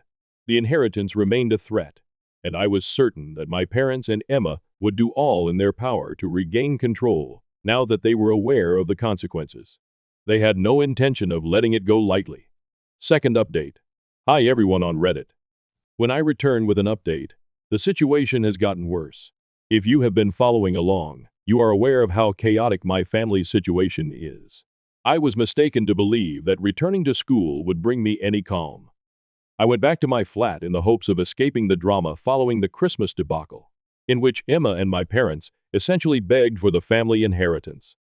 I tried to ignore my family's incessant calls and texts by immersing myself in my work for a few days. Naturally, though, such tranquility was short-lived. Not only did Emma and my parents keep sending texts, but so did the rest of my family. Suddenly, relatives who hadn't spoken to me in years felt obligated to settle the conflict. They were all repeating the same phrases. Don't let money tear you apart. Family is everything. And, my personal favorite, you're being selfish. The fact that these relatives were unaware of the entire scenario only made matters worse. While Emma had it all and lived the ideal life, they were not around when my parents disowned me or when I had to scrounge for food and rent while attending college. They only cared about what they had heard from my parents, who were now neatly playing the victims, and didn't give a damn about the years of abuse. Their opinions suffocated me. Before things took a startling turn, I believed I could just ignore everything and concentrate on my work. Emma and my dad unexpectedly came up to my apartment one afternoon. You read correctly. They showed up at my house without my invitation. They seemed to have a purpose, which was to coerce me into making amends or something. Of course, on their terms. I could hear my mother sobbing from the hallway as they pounded on the door and called my name. I went cold. After several months of being with me, my friend appeared frightened, and I was at a loss for what to do. My parents began begging me in front of my pal as soon as I opened the door. My mother was crying as she talked about how they couldn't let me go and how we had to make things right, as though I had done something wrong. My dad said that they were willing to forgive me for everything. Emma, meanwhile, was standing there pretending to be worried, but I could see straight through her. She was more concerned about what would happen if I didn't agree to split the inheritance than she was about making amends. They weren't listening to me when I tried to keep the topic quiet and told them that this wasn't the right time or place for it. While my dad stayed in the doorway, refusing to leave, my mom virtually shoved past me in an attempt to enter the apartment. They kept interrupting me to talk about Emma's impending marriage and the necessity to restore the family's unity before that could happen. They tried to coerce me into agreeing to give up a portion of the future inheritance, which, mind you, I didn't even formally receive yet, by making it seem like I was the one destroying the family. It was a humiliating scene. My neighbors began to emerge from their rooms to observe the mayhem. I was doing everything I could to keep it quiet, but the more they lingered, the louder they became. Emma stood there looking smug, as though she knew they would finally wear me down, while my mom was on her knees pleading with me to forgive them. I was stuck and didn't know what to do. They refused to budge when I told them to go. After what seemed like hours of begging, I finally had enough and phoned security. Fortunately, security showed up right away. At first, they asked my parents to leave in a courteous manner, but they refused. Security had to step in at that point and threatened to call the police if they didn't leave. It was a whole new level of embarrassment. Before my parents ultimately gave in, my mother made a huge public announcement that I was leaving my home. Emma went one step farther. As if that wasn't enough, she informed a number of my friends via mass text after she left that I had deserted her and my parents. She cleverly omitted the part where they had disowned me for something I didn't even do, making it seem like I was the bad guy in this whole situation. I had to explain the entire thing to some of my friends because they were understandably perplexed. It was draining, and I was astounded by the extent Emma would go to in order to appear to be the victim. I'm not sure what to do right now. I'm attempting to move on and haven't spoken to my parents since that happened, but I can't help but watch over them because of their desperation. I feel like I'm being forced into a difficult situation where I have to give in order to please everyone else. However, I will never forget the way they treated me. However, the pressure is too much to handle.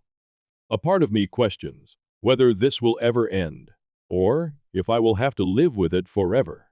It seems like my family is desperate to pull me back into their mess, even though right now I simply want to concentrate on me and my future. Third update. Greetings once more, Reddit users. Hold on tight, for after my last report, things have become considerably worse. To be honest though, I wasn't sure I wanted anything to do with them anymore after everything. I couldn't help but wonder, what's keeping them from turning on me again? If it was so simple to do so, based only on a story, what assurance did I have that my parents wouldn't act in the same way if a new circumstance arose, given their ability to change their minds so swiftly in the past? Supporting Emma and rejecting me, I felt as though I would have to be cautious around them all the time, wondering if their devotion to me was sincere or merely practical. I would want to put myself first and take a vacation from them all for the time being. Don't bring me back into their mess. Let them handle it on their own. My parents also contacted me again after all of this, but they spoke in a different tone. They stopped pressuring me and making me feel guilty. They nearly apologized, but I could see they weren't sincere. In order to obtain the future inheritance, they were still concentrating on the money and trying to make things go as smoothly as possible. They were more concerned with maintaining appearances and ensuring financial stability than they were with actually repairing our relationship, particularly now that Emma's future wasn't looking as stable as they had planned. To be honest, I haven't replied to them, and I'm not sure I will. Even if they come with an apology, I'm not prepared to open that door again because this entire event has served as a brutal reminder of how toxic my family can be. I'm concentrating on myself and the future I want to create on my own terms, free from the burden of their deceit and manipulation. For the time being. Reddit, that's enough for now. I appreciate all of your guidance and help during this journey. I feel like I'm now beginning to see things more clearly, even though it's been a difficult journey. Pursued my dream as a photographer, lost my parents' support until they learned about my six-figure income. My parents went completely crazy when I decided to try my hand at fashion photography instead of attending college after high school. For months, we quarreled over this. Ultimately, they informed me that they would never forgive me and would stop interacting with me if I chose to go down this route rather than earning a college degree. Knowing that my connection with my parents was not my top concern at the moment, I did not let that deter me. My goal was to become a fashion photographer, and I did just that. They were furious with me and avoided talking to me for a few years. I found it really challenging, particularly because I was so young and needed assistance from other family members. Most of the assistance I required was monetary. I had only ever worked summer jobs part-time before, and the money I had saved was insufficient to support myself in a new place. I was in dire need of help because, at the time, I was an intern and didn't get paid much. Fortunately, my dad's older sister, my aunt, frequently sent me the money I needed to pay my bills. Naturally, my aunt had a soft spot for me because I had always been close to her daughter as a child. Even with her help, I occasionally still felt very alone. After I left home, my brother and dad began to act as though I didn't even exist, so I didn't have the support of my immediate family. Because it would cause friction between them, my aunt never disclosed to my father that she was providing financial support for me. Without a doubt, he would blame her for pushing me to make poor choices. In spite of this, my aunt informed me of my parents' reactions to my decision. She would always bring me up to them when she saw them, but they would usually still react negatively. It was discouraging to hear them abruptly shift the subject. Then, one year, they suddenly demanded that I spend the holidays at home so that we could get back in touch. In the end, I returned that year to try again with our relationship. They were pretty normal about the whole thing, which surprised me because I had expected an emotional reunion. My mother later informed me that they knew I wouldn't alter my mind, so they made the decision to get in touch with me. Furthermore, they didn't want to be seen as the type of parents that didn't encourage their kids' goals and aspirations, because that would come across negatively. I came to see that, rather than truly respecting my choice, they had only contacted me to protect their brand. Despite my disappointment, I made the decision to keep in contact with them, in the hopes that they would someday reconsider their opinion of me. They have never seemed to be as proud of me as they are of my brother, even though I have told them about all of my successes over the previous few years. After earning a business degree, my brother began working with a friend of my dad's. He makes a nice living, and my parents are always boasting about how he started providing for them as soon as he started working. I did offer to assist them monetarily, so it's not that I hadn't. But because of my unusual line of work, they turned me down, saying they wouldn't feel comfortable taking my money because they weren't sure I could live comfortably without it. I was aware that this was not a sincere worry. It served as just another reminder that they didn't think I was performing well enough and would much rather rely on my brother. I was never going to be good enough for them, no matter what I did. They relied on my brother instead of believing me, even after I assured them that I was okay and could help. It wasn't like they didn't require assistance. They have been having financial difficulties for the past few years, particularly following the pandemic. About 2 years ago, my parents had to close the cafe they owned and retire early because of significant losses sustained during the pandemic. My brother began providing them with financial help at that point. It was quite offensive that they refused to assist me in spite of this. I stopped insisting on staying in contact with them after that. The only times we would see each other were at family gatherings, where I would try to be as polite as possible. Since I knew they wouldn't value me, I even stopped spending the holidays at home. Rather, they would take advantage of the occasion to criticize and ridicule my decisions. I was done with that negativity. I no longer needed it in my life. Since then, our relationship has gotten much worse, and we hardly ever communicate. Because I dislike discussing it, very few family members are aware of my feelings. My cousin, who recently got engaged, is one of the few who does. My family was invited to her engagement party a few days ago, but I was also invited. Regretfully, my illness prevented me from attending. After years of not speaking to me, my parents finally called me while I was away because of a chat my cousin had with them. I need to explain what my cousin told me before I talk to my parents about the phone call. As soon as I finished talking to my parents, I contacted my cousin to talk to her about it. She informed me that my parents had been boasting at the engagement party about my brother's big promotion at work, and how he would now be making nearly twice as much as he had before. My cousin claimed that was starting to irritate her. I'm not sure if that's accurate or if they were exaggerating.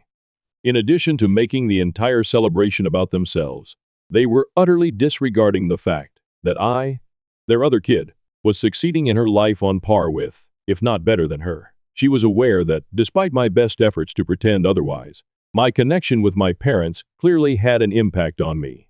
Even though I had accomplished a lot, I felt like I could never do enough to make them proud of me. I found that to be really distressing. My cousin chose to defend me since she was aware of this. My relative mentioned how wonderful it was that they now had 2 children earning 6 figures annually, as my parents were boasting about my brother. My parents, who hadn't bothered to stay in contact with me over the previous 2 years, were understandably startled. Since I didn't think it was necessary, I had never disclosed my income to them. My parents called me the following day after my cousin dropped that bombshell, without providing any further details. I was taken aback when they called. They inquired as to whether I had been making 6 figures annually, and whether I had been doing so for a number of years. Thinking they were finally calling to congratulate me and express their pride, I made the decision to be honest with them. They said they couldn't believe they had been forcing my brother to provide for them financially when I had been doing so well, which was really foolish and delusional of me. They had the gall to become upset rather than happy for me. They chastised me for not informing them of my earnings sooner so they could make an informed decision about which child should provide them with financial support. I couldn't speak. In retrospect, that was exactly the reaction I should have anticipated, but it was not the one I had anticipated. Let me tell you what occurred next if you think that's awful. My parents began to explain how they had put a lot of pressure on my brother when I didn't reply. They said that he had been too busy providing for them to save enough money for his own future. They maintained that I should now pay $100,000 in reparations to help even things up because I hadn't been burdened in the same manner. They rationalized it by claiming that they were also my parents and that I had to share my brother's responsibility. They made it seem as though I had been avoiding accountability, utterly disregarding the fact that they had initially turned down my assistance. After giving their request some attention, I erupted in laughter and hung up. The scenario was so ridiculous that it was the only response I could summon. I then gave my cousin a call to get the whole narrative and to double-check the information. I have been deliberately avoiding my parents ever since. After the call, I banned their number, but they began texting me from a burner phone, which I also blocked. In every one of their mails, I was accused of concealing my earnings. They said they would never have requested my brother for help and would have accepted my help instead if they had known about it sooner. Recently, I also received a text from my brother, who usually avoids similar situations. He stated that he thought our parents had a point, but he didn't want to pick sides. He acknowledged that they ought to have been more encouraging and that they had mistreated me. But he also said that I should have told them exactly how much I made rather than leaving them in the dark if I really wanted them to accept my assistance when I first offered. He maintained that they couldn't have known I was doing so well for myself because this isn't a career they understood well. He said that he had been the only one providing for our parents up until this point, and that he thought it only right that I do the same. I owe it to them because they reared me. He reminded me, and whether I like it or not, they are also my parents. I'm bewildered now. I'm sorry for my brother, but I'm not sorry for my parents. Although we haven't had a fantastic relationship, it hasn't been as horrible as our relationship with our parents. He could have a point though, and I can't deny that. Is it bad of me to keep my actual income a secret from my parents? Edit. Since people are curious as to why I never told my parents how much I made, here's the answer. First of all, I dislike discussing my income. I want people to trust me when I tell them that I have enough to aid them, especially my parents. Why would I pretend that I had the money to provide for them? Second, money isn't the only metric I use to gauge my achievement. For me, success is about following my dreams and realizing them, not about how much money I make. When I first began out, I felt just as accomplished since I had followed my passion and defied the odds. In addition to being wealthy, I wanted my parents to be proud of me for being content and successful in my line of work. Finally, I never realized that, in order to get their approval, I would have to be specific about my salary. I suppose I've had some delusions about them throughout my life. Eventually, I thought they would treat me the same way they treated my brother, but that never materialized. Before any of this occurred, I did discuss this with my cousin, who informed me that I shouldn't have needed to disclose my income to my parents in order for them to treat me like their child. At least someone was on my side, so it was a tremendous relief when she told me that I hadn't done anything wrong. Additionally, I am positive that my aunt shares my cousin's viewpoint.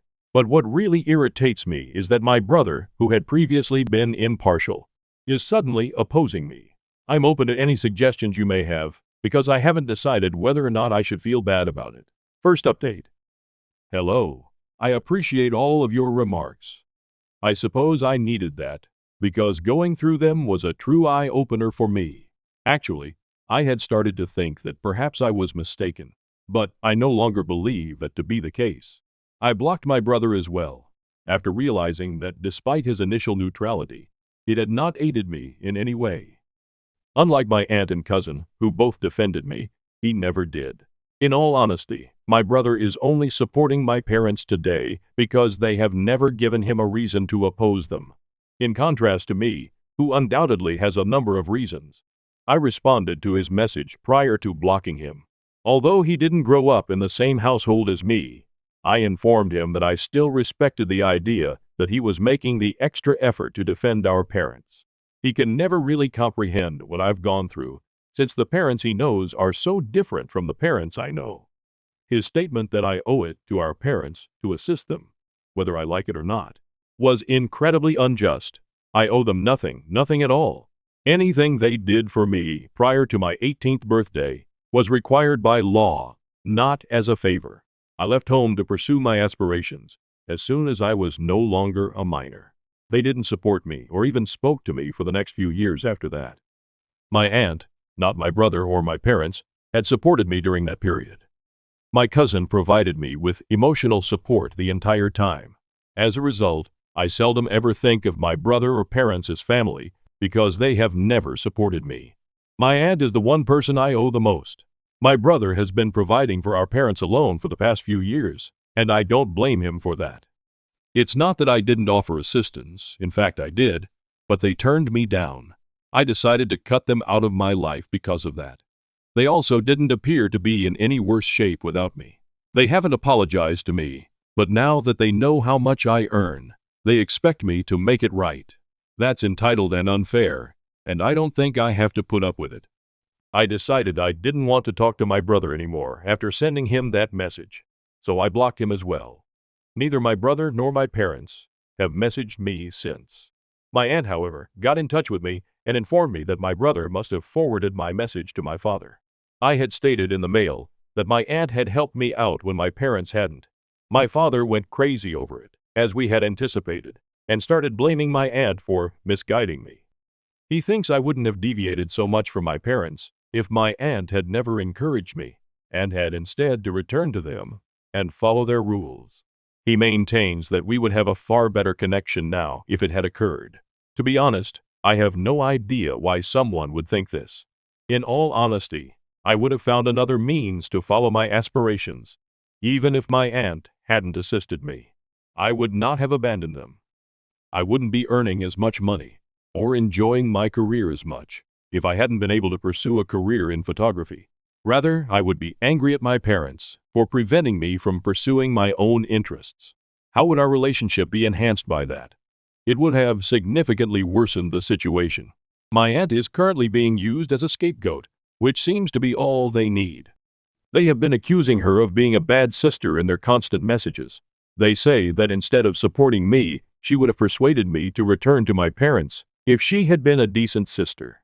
My present bad behavior which they say has always been praised, is attributed to her.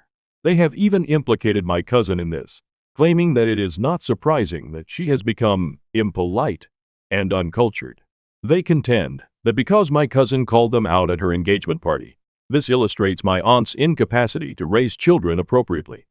My parents are essentially acting irrationally. My aunt is certain that they won't let this go, despite the fact that she has barred them. They are intent on making a big deal out of it and playing the victim in a predicament they started. I truly don't know what else I can say to my brother if he still believes that supporting our parents is appropriate in light of everything that has happened. I suppose I should have anticipated it. Perhaps this isn't unexpected because, although he never mistreated me, he also never defended me. Second update. Hello, I haven't posted anything for the past 2 weeks. My parents made the decision to make this drama public for some reason. They have posted a number of posts disparaging my aunt and myself in the last several days, and I honestly have no idea what they are trying to accomplish. They have been promoting a biased narrative in these posts. They say that despite the fact that photography is an unsteady career, my aunt pushed me to pursue it against their wishes. They also claim that I rejected their attempts to patch things up with me. They claim that when they recently requested financial assistance from me, I ostensibly offered but minimized my income. As a result, they had to rely on my brother, which has had an impact on his financial security. I'm still refusing to assist in placing all the weight on my brother, even though they're acting as though they just recently found out the whole truth about my financial status. A large portion of their story is false, and it is entirely biased. I don't want to interact with them on social media, and neither does my aunt. We've been attempting to get in touch with them privately to request that they remove the posts. I even warned them that if they didn't comply, I would get legal help. But because no one is going to waste their money on a lawyer for something like this, I suppose my parents can see I'm bluffing. This is a minor nuisance, but it's not like it's having a significant impact on me. Many people, including those I haven't spoken to in years, have contacted me to inquire about the issue.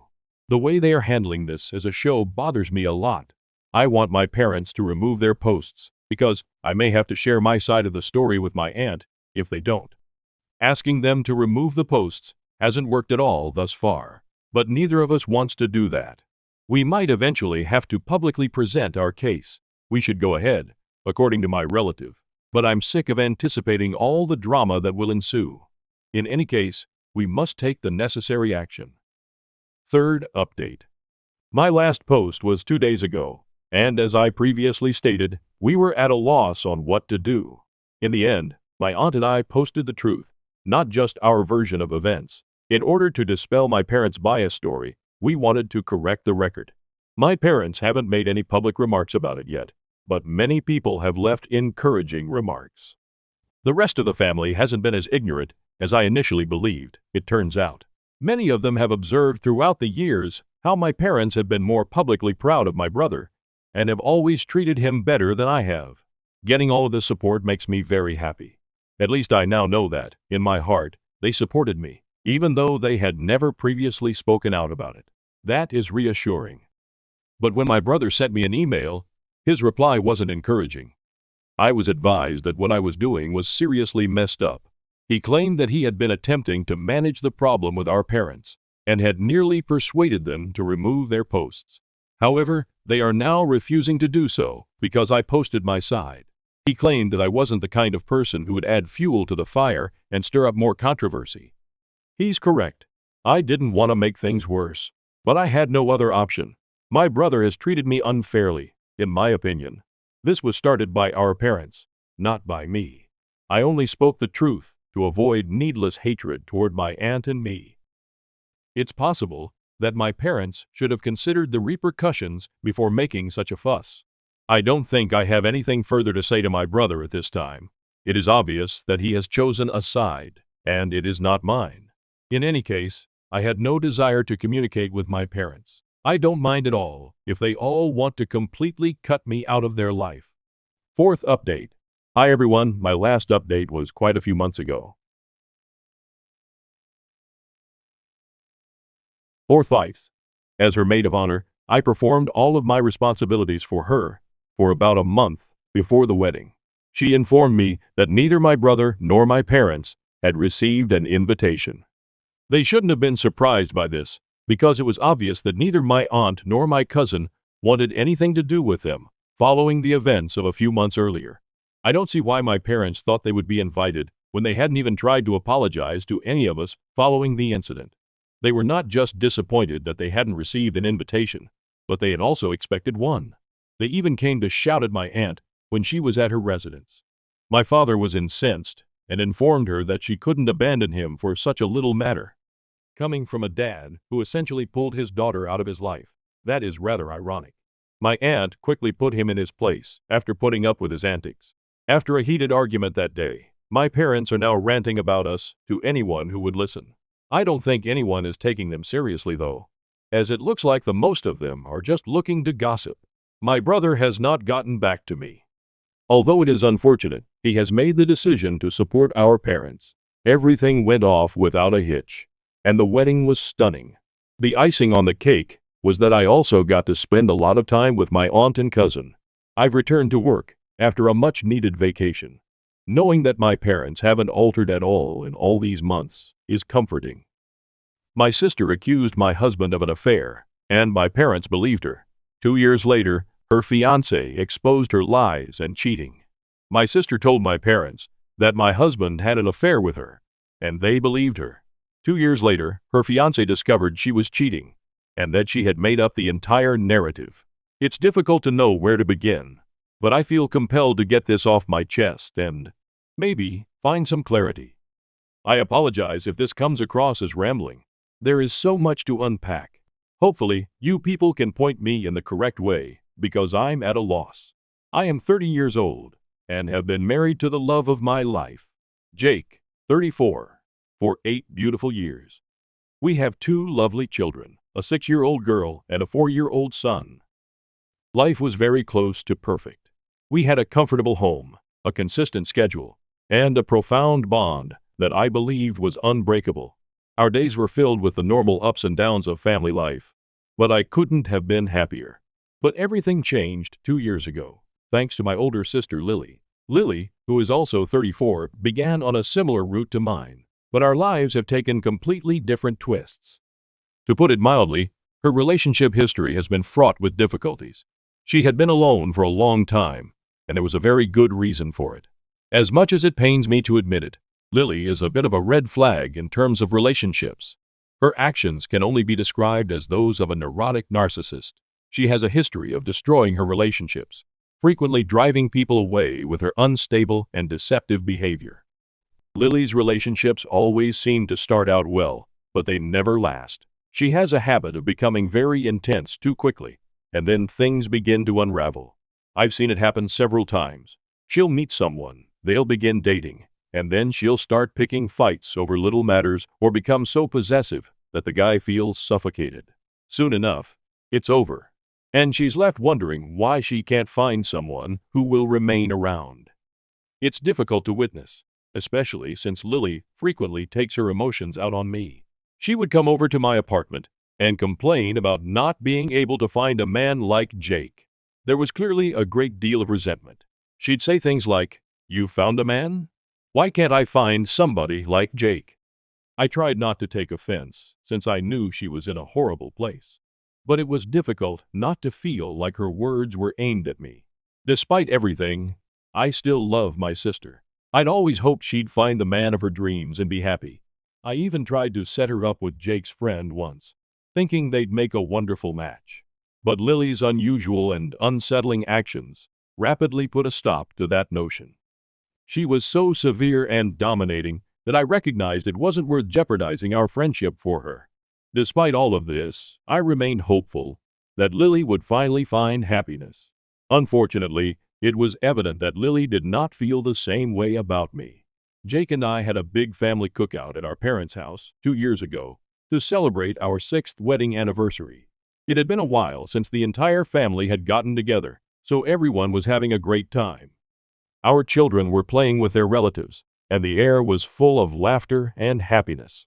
It was one of those rare moments when everything seemed perfect, and I was surrounded by the people I cared about the most. As the evening progressed, Lily took me aside.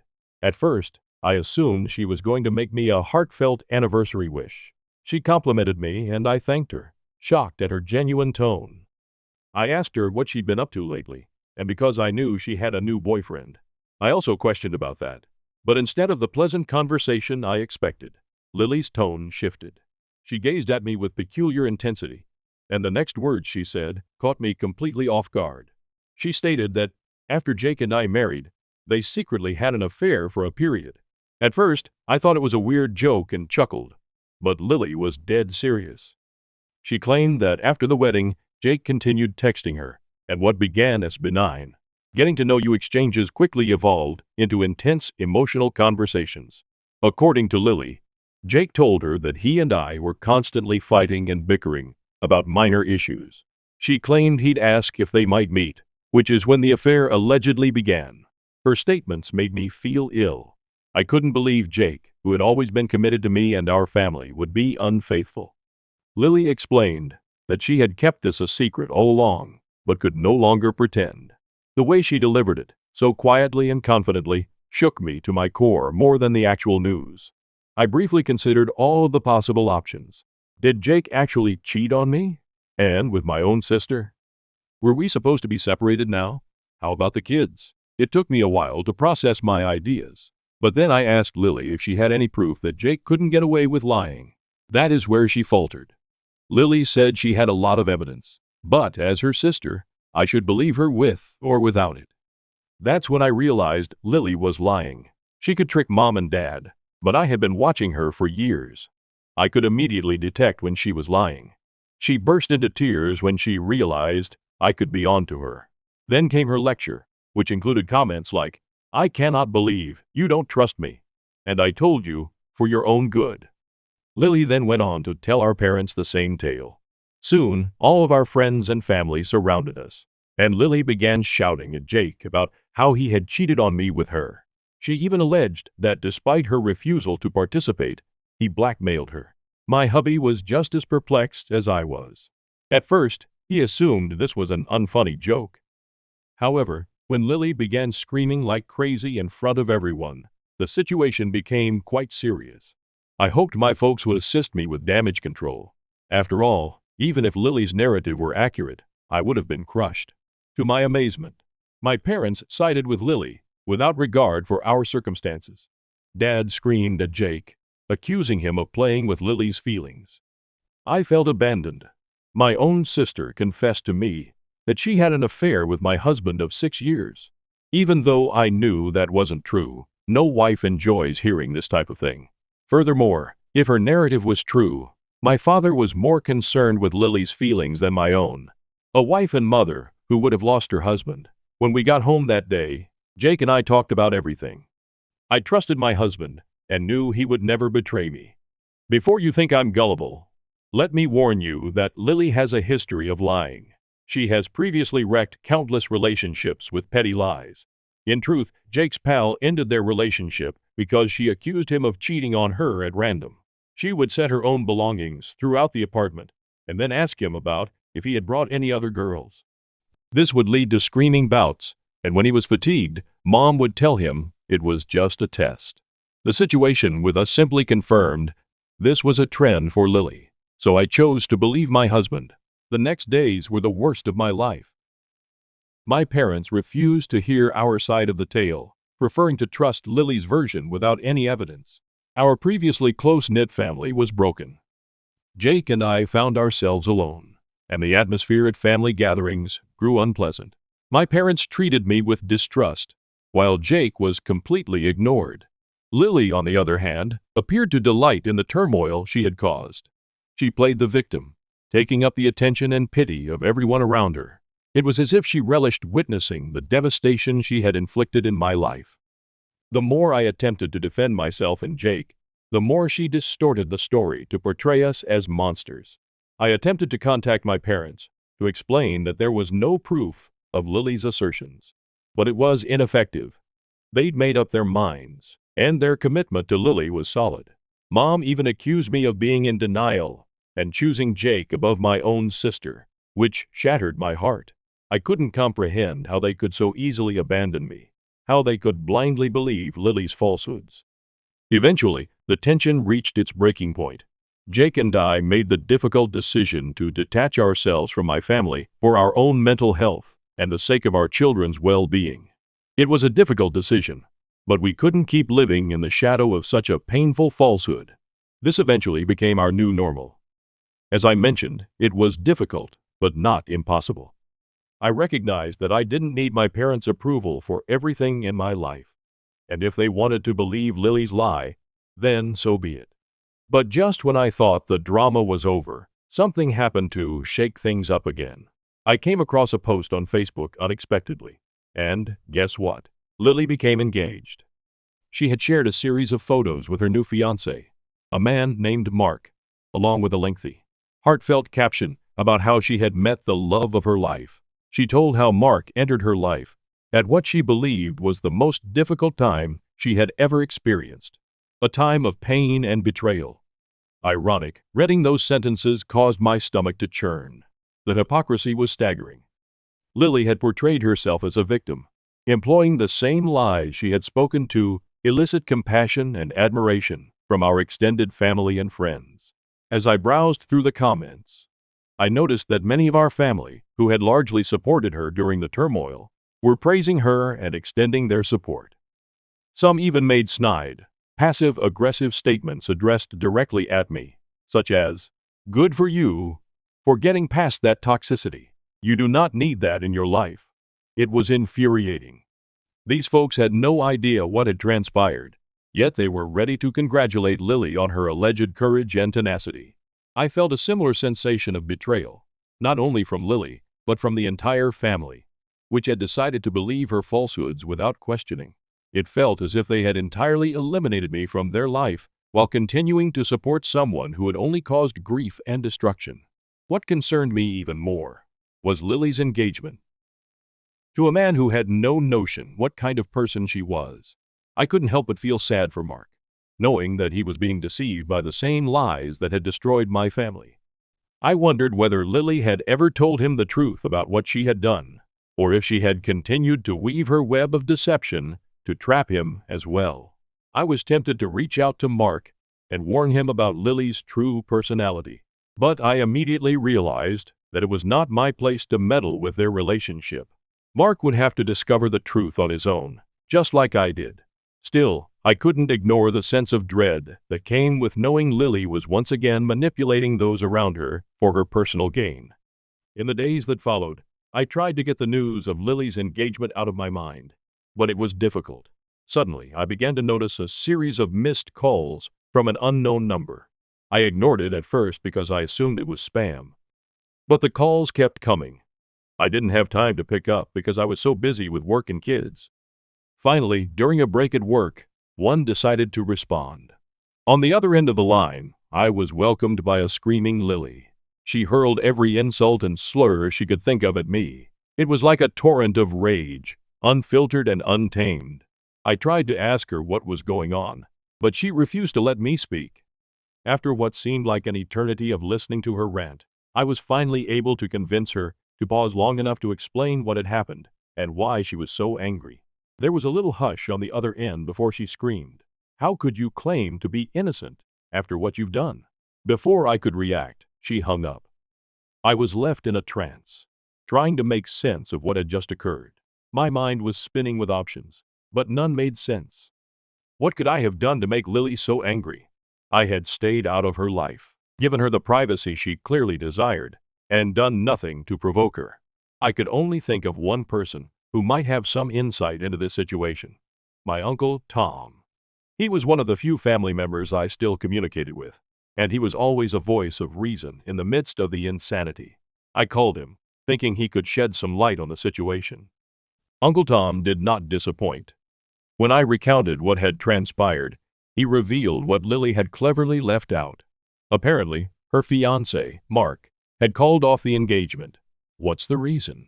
He had discovered the alleged affair between Lily and Jake through family rumors. Mark, being the wonderful guy he was, had been looking into a disagreement he had spotted between Lily and myself. When Mark found out about the affair, he was naturally outraged. The trouble was, that he didn't realize it was all a lie, a fiction Lily cooked up to seek attention and sympathy. Things took an even more dramatic turn just before the engagement was called off. Mark, Lily's fiancé, had sensed that something was wrong with their relationship. Lily's unpredictable conduct had caused some concerns for him, and he couldn't escape the suspicion that there was more to the story. Mark, motivated by his suspicions, decided to check Lily's phone. What he discovered shocked everyone. Lily had been cheating on him. She'd been meeting up with a guy she met on a dating app, and their interactions weren't simply casual chatter. Mark, who was wealthy and seemed ideal in Lily's eyes, was someone she refused to lose. Lily had no choice but to come honest. She admitted to Mark that she had no affair with Jake, and that the entire thing was made up. But rather than saving her relationship, her confession backfired. She did not deny having discussions with the guy on the dating app. Mark was horrified, not only by the affair, but also by the deception and the lengths Lily had gone to in order to carry it out. It presented Lily in an even more negative light, and Mark wanted nothing to do with her after that. After Mark called off the engagement, Lily's life began to disintegrate. Her lies were now public knowledge, and those who had previously backed her began to distance themselves. The folks who had previously believed her story about Jake and me now questioned everything. Their caustic remarks and supportive letters faded when they discovered the extent of Lily's deception. My parents, who had so easily chosen her side 2 years ago, were left stunned by the truth. Despite the remorse and sorrow I feel for my sister, I know that the best thing for my family right now is to stay away from all this toxic drama. We've gone through enough, and now I need to focus on protecting my husband, children, and myself from future danger. I'm happy for the clarity that has resulted from all of this, even if it has been extremely hard to achieve. I'd also like to thank everyone who read my article and offered their support and suggestions. It's been a challenging trip, but strangers' compassion and understanding have helped make it bearable. I am grateful to you all for allowing me to see things more clearly and giving me the courage to do what is best for my family. Update 2. Hello everyone. The last week has been quite stressful, so my family and I decided to take a much-needed mini vacation. It was a nice opportunity for us to clear our heads and refocus on each other after what had happened. I also spent some time reading over all of your comments on my prior postings, and I just wanted to say thank you. Your insights and encouragement have really improved my understanding of the situation. One thing that really struck me was the number of comments about Lily's weird fixation with my husband, Jake. Now that you've brought it to my attention, I see that there were always warning flags, but I just didn't notice them at the time. When Jake and I first started dating, Lily had a lot to say. More than I expected. She would always call him brilliant and dashing, which looked like innocent praise, but they were frequently followed by comments that now seem strange, such as how I got him or how he was so out of my league. I dismissed it as her typical mocking. But thinking back, there could have been more to it. Anyway, going on, I must say that my parents have not ceased attempting to reach us. They've called and texted us hundreds of times, and while I'm still unhappy about what happened, I've decided to allow them to come visit us. I understand that their primary motivation is to visit the children, and I have accepted that. After all, I've decided that I would not deprive my children of their grandparents, even if I am not ready to fully reconcile with them myself. While my parents may not have been the best at supporting me, they have always been loving grandparents, and my children adore them. The visit will be difficult, and I'm still unsure how I'll react to seeing them face to face after everything that has transpired. But I'm prepared to try for the sake of my children. I will create limits and preserve my own mental health, but I cannot ignore the attachment they have with their grandparents. Hopefully, this visit will provide some clarity on how to go from here. Thank you again for all of your help and suggestions. I'll keep you posted on how things progress. Update 3. Hello everyone, I hope you are doing better. I wanted to provide an update on how things have been since my last post. My parents did come to visit us, and while I was concerned about how it would go, I have to admit, it went better than I imagined. Things were awkward at first, as I expected, but my children immediately broke the ice. They were overjoyed to see their grandparents again, and their enthusiasm helped to alleviate the tension in the room. It was evident that they missed them as much as my parents did. As we settled in, the kids innocently asked where Aunt Lily was. It was a question I expected to come up at some point, and it elicited an uncomfortable stillness. We all avoided the subject at the moment, attempting to keep the atmosphere light. Later, while the kids were busy, I decided to ask my parents directly where she was. They informed me Lily had returned to their home after a long absence and wanted to apologize to me. I found it difficult to take it seriously, however. After everything she'd done, an apology seemed pointless. Furthermore, Mark, her ex-fiancé, deserved the most sincere apologies after everything she had put him through. I advised that instead of wasting time apologizing, they consider enrolling her in treatment. The way she acted, lying so brazenly and destructively, was not a simple mistake. She acted like a habitual liar, and at times, it appeared she was on the verge of being labeled a psychopath. Some may even claim she is one. If she is to heal from this condition, she must seek expert help. Interestingly, Jake and Mark have developed an unexpected bond throughout this process. They began hanging together and learned that they had many common interests. Jake keeps Mark informed about what's going on with us, and it's been great to see them both support each other in various ways. Mark, being the mature individual that he is, has begun to move on with his life. He did not deserve what he went through, but as humans, all we can do is move on and attempt to find peace. Overall, I believe we are on the route to a resolution. Things will never be the same, but I am hopeful that they can improve.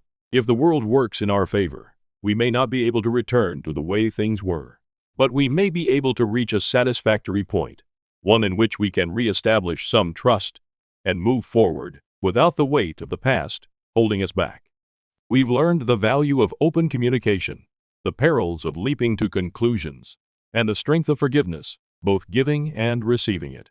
While we are not completely recovered yet, we believe we are on the right track. Thank you again, Reddit, for your encouragement and guidance at this difficult time. Your opinions have been important in guiding us through this challenging circumstance. We'll continue to take things one day at a time, focusing on our mental health and our children's well-being as we move forward. My parents favored my twin sister so much that they spent my wedding budget on her, so I cut them off after refusing my mother's selfish request. I, 23, have a twin sister named Allison, with whom I am not on good terms. I'm not even on speaking terms with her or my parents.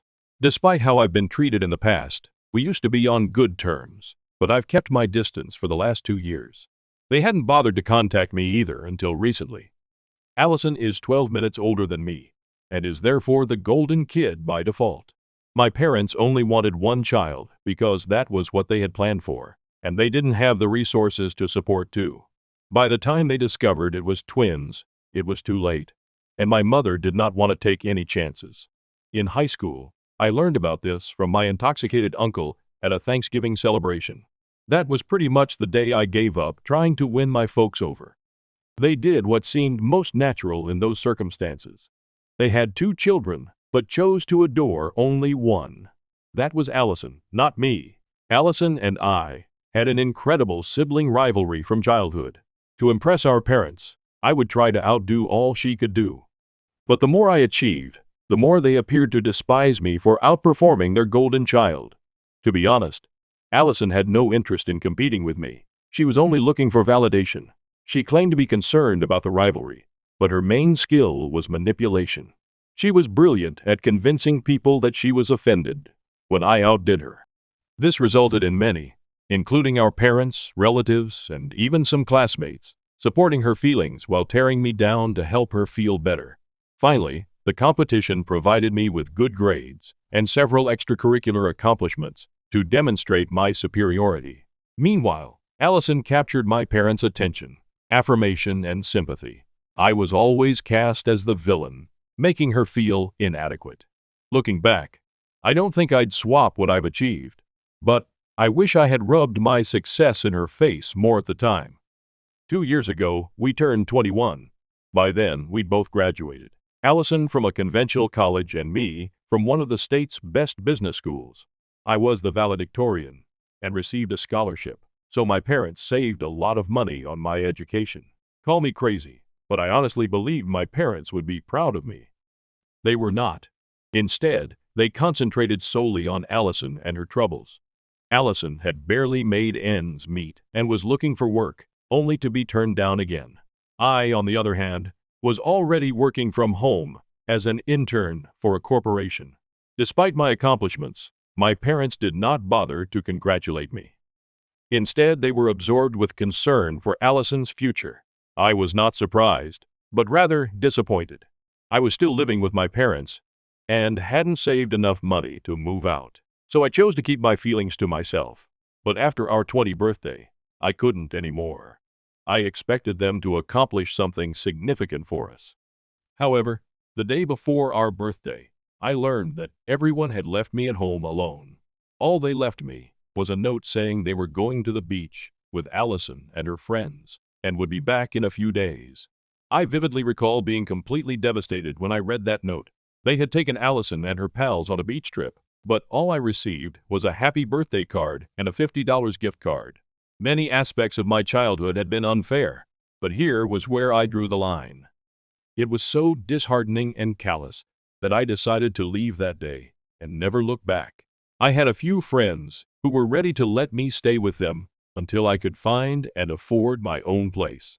It wouldn't take long because the firm where I was interning was likely to recruit me full-time once the internship concluded. I only needed a place to reside for 2 months at the most. I packed my belongings and moved in with a friend without informing my parents or sister, and I have not looked back since. They didn't miss me enough to want me to come back. They did phone me on my birthday, the day after I moved out, but not to wish me.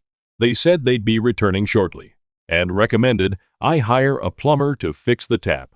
I informed them that I was no longer living at home and had moved out, hoping that this information would elicit a response from them.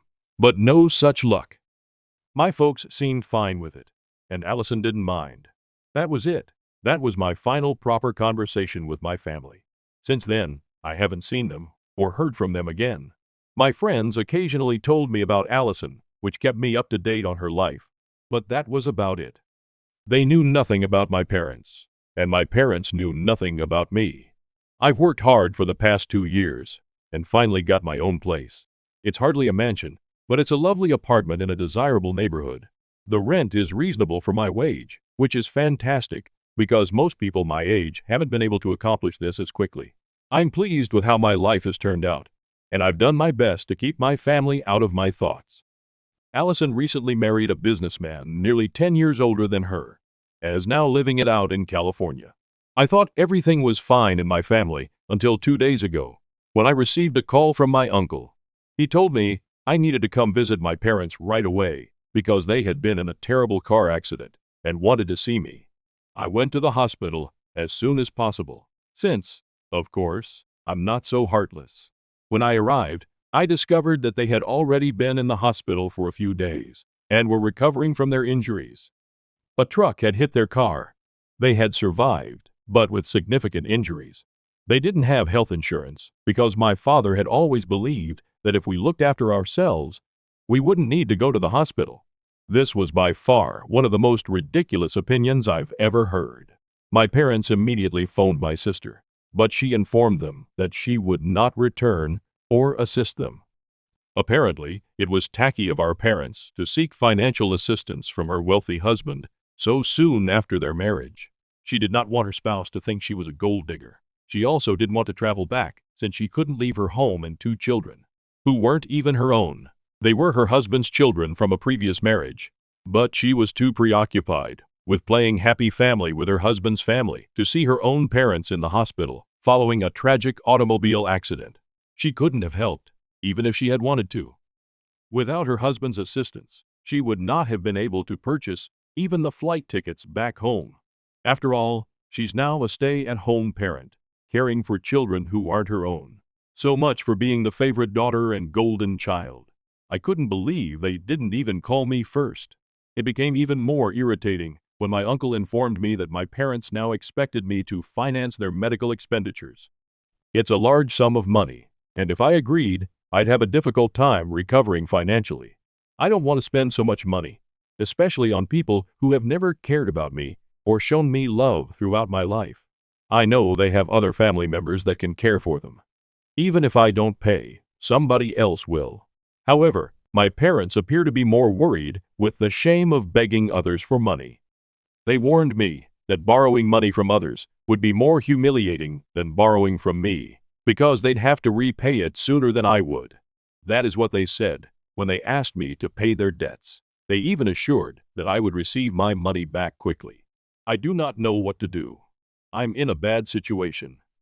I can either disgrace my parents by refusing to pay their medical bills and focusing on myself, or I may pay for them, lose my money, and then wait indefinitely for them to repay it. To be completely honest, I don't want to help them at all. We haven't spoken in 2 years, and I've had a horrible relationship with my family for as long as I can remember. They're like strangers to me now, so I don't feel inclined to assist them. But if I don't help, am I no better than Allison? That would be difficult to accept. Is it wrong of me not to want to help my parents pay their hospital costs after such a tragic accident? Update number 1. Hello there. I've decided not to aid my parents. It was a difficult decision to make, but I was confident that their bills would be handled by someone else. They have nothing to worry about. They just contacted me because they didn't want to ask their other relatives. They were overly egoistic. I haven't told them about my decision yet. How do you tell your family that you're not going to help your parents pay for their medical bills after such a tragic accident? It's been nearly 5 days since I met them. After reading the comments, I realized I was still subconsciously competing with Allison. Because she didn't help our parents, I felt compelled to step up and prove that I was the better daughter, or whatever. I guess I'll never be able to get rid of that competitive streak, no matter how hard I try. It's simply who I am now. The majority of the comments criticized my parents' lack of health insurance, and I agree. It was quite silly of my father to discourage it. If I had been a part of their lives, I would have ensured they were insured. He didn't even have his automobile insured, since he believed he was such a good driver. They're happy. The collision was caused by the truck driver, since else they'd have had to pay for the auto repairs themselves. As for my parents' financial position, which many of you have inquired about, I would say they are fine. They are neither rich nor poor. My father is the head of sales at his company, while my mother works in human resources at a smaller firm. Their combined salary is sufficient to allow them to live well, especially since they are no longer responsible for supporting me or Allison. Allison and I did not have to worry about money growing up, but we also couldn't afford to live extravagantly. We were middle class, and my parents still are. I don't see why they can't pay their own medical bills. If they can borrow money and promise to repay it eventually, they will undoubtedly be able to pay their own debts. They haven't provided me a clear explanation for why they can't, and I doubt I will ever find out. Update number 2. I told my parents that I would not fund their bills. They had been contacting me for the previous week, and yesterday I knew I couldn't just ignore them and wait till they were released from the hospital. So I answered their calls and told them I'd thought about it and didn't feel compelled to help. As expected, they did not take it well. My mother tore into me, shrieking as loudly as she could with her broken ribs. She called me ungrateful and used the usual slurs.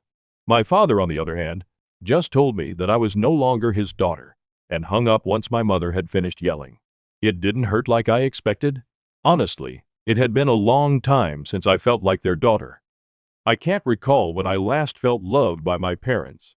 They hadn't spoken to me in 2 years on purpose, because I moved out after they snubbed me on a significant birthday.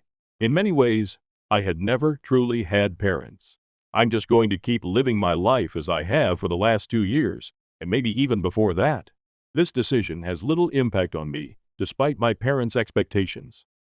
Unfortunately, after my talk with my parents, my uncle called to give me another earful. I hung up after a few seconds, because I didn't want this from him either. They can think anything they want about me. It doesn't matter anymore.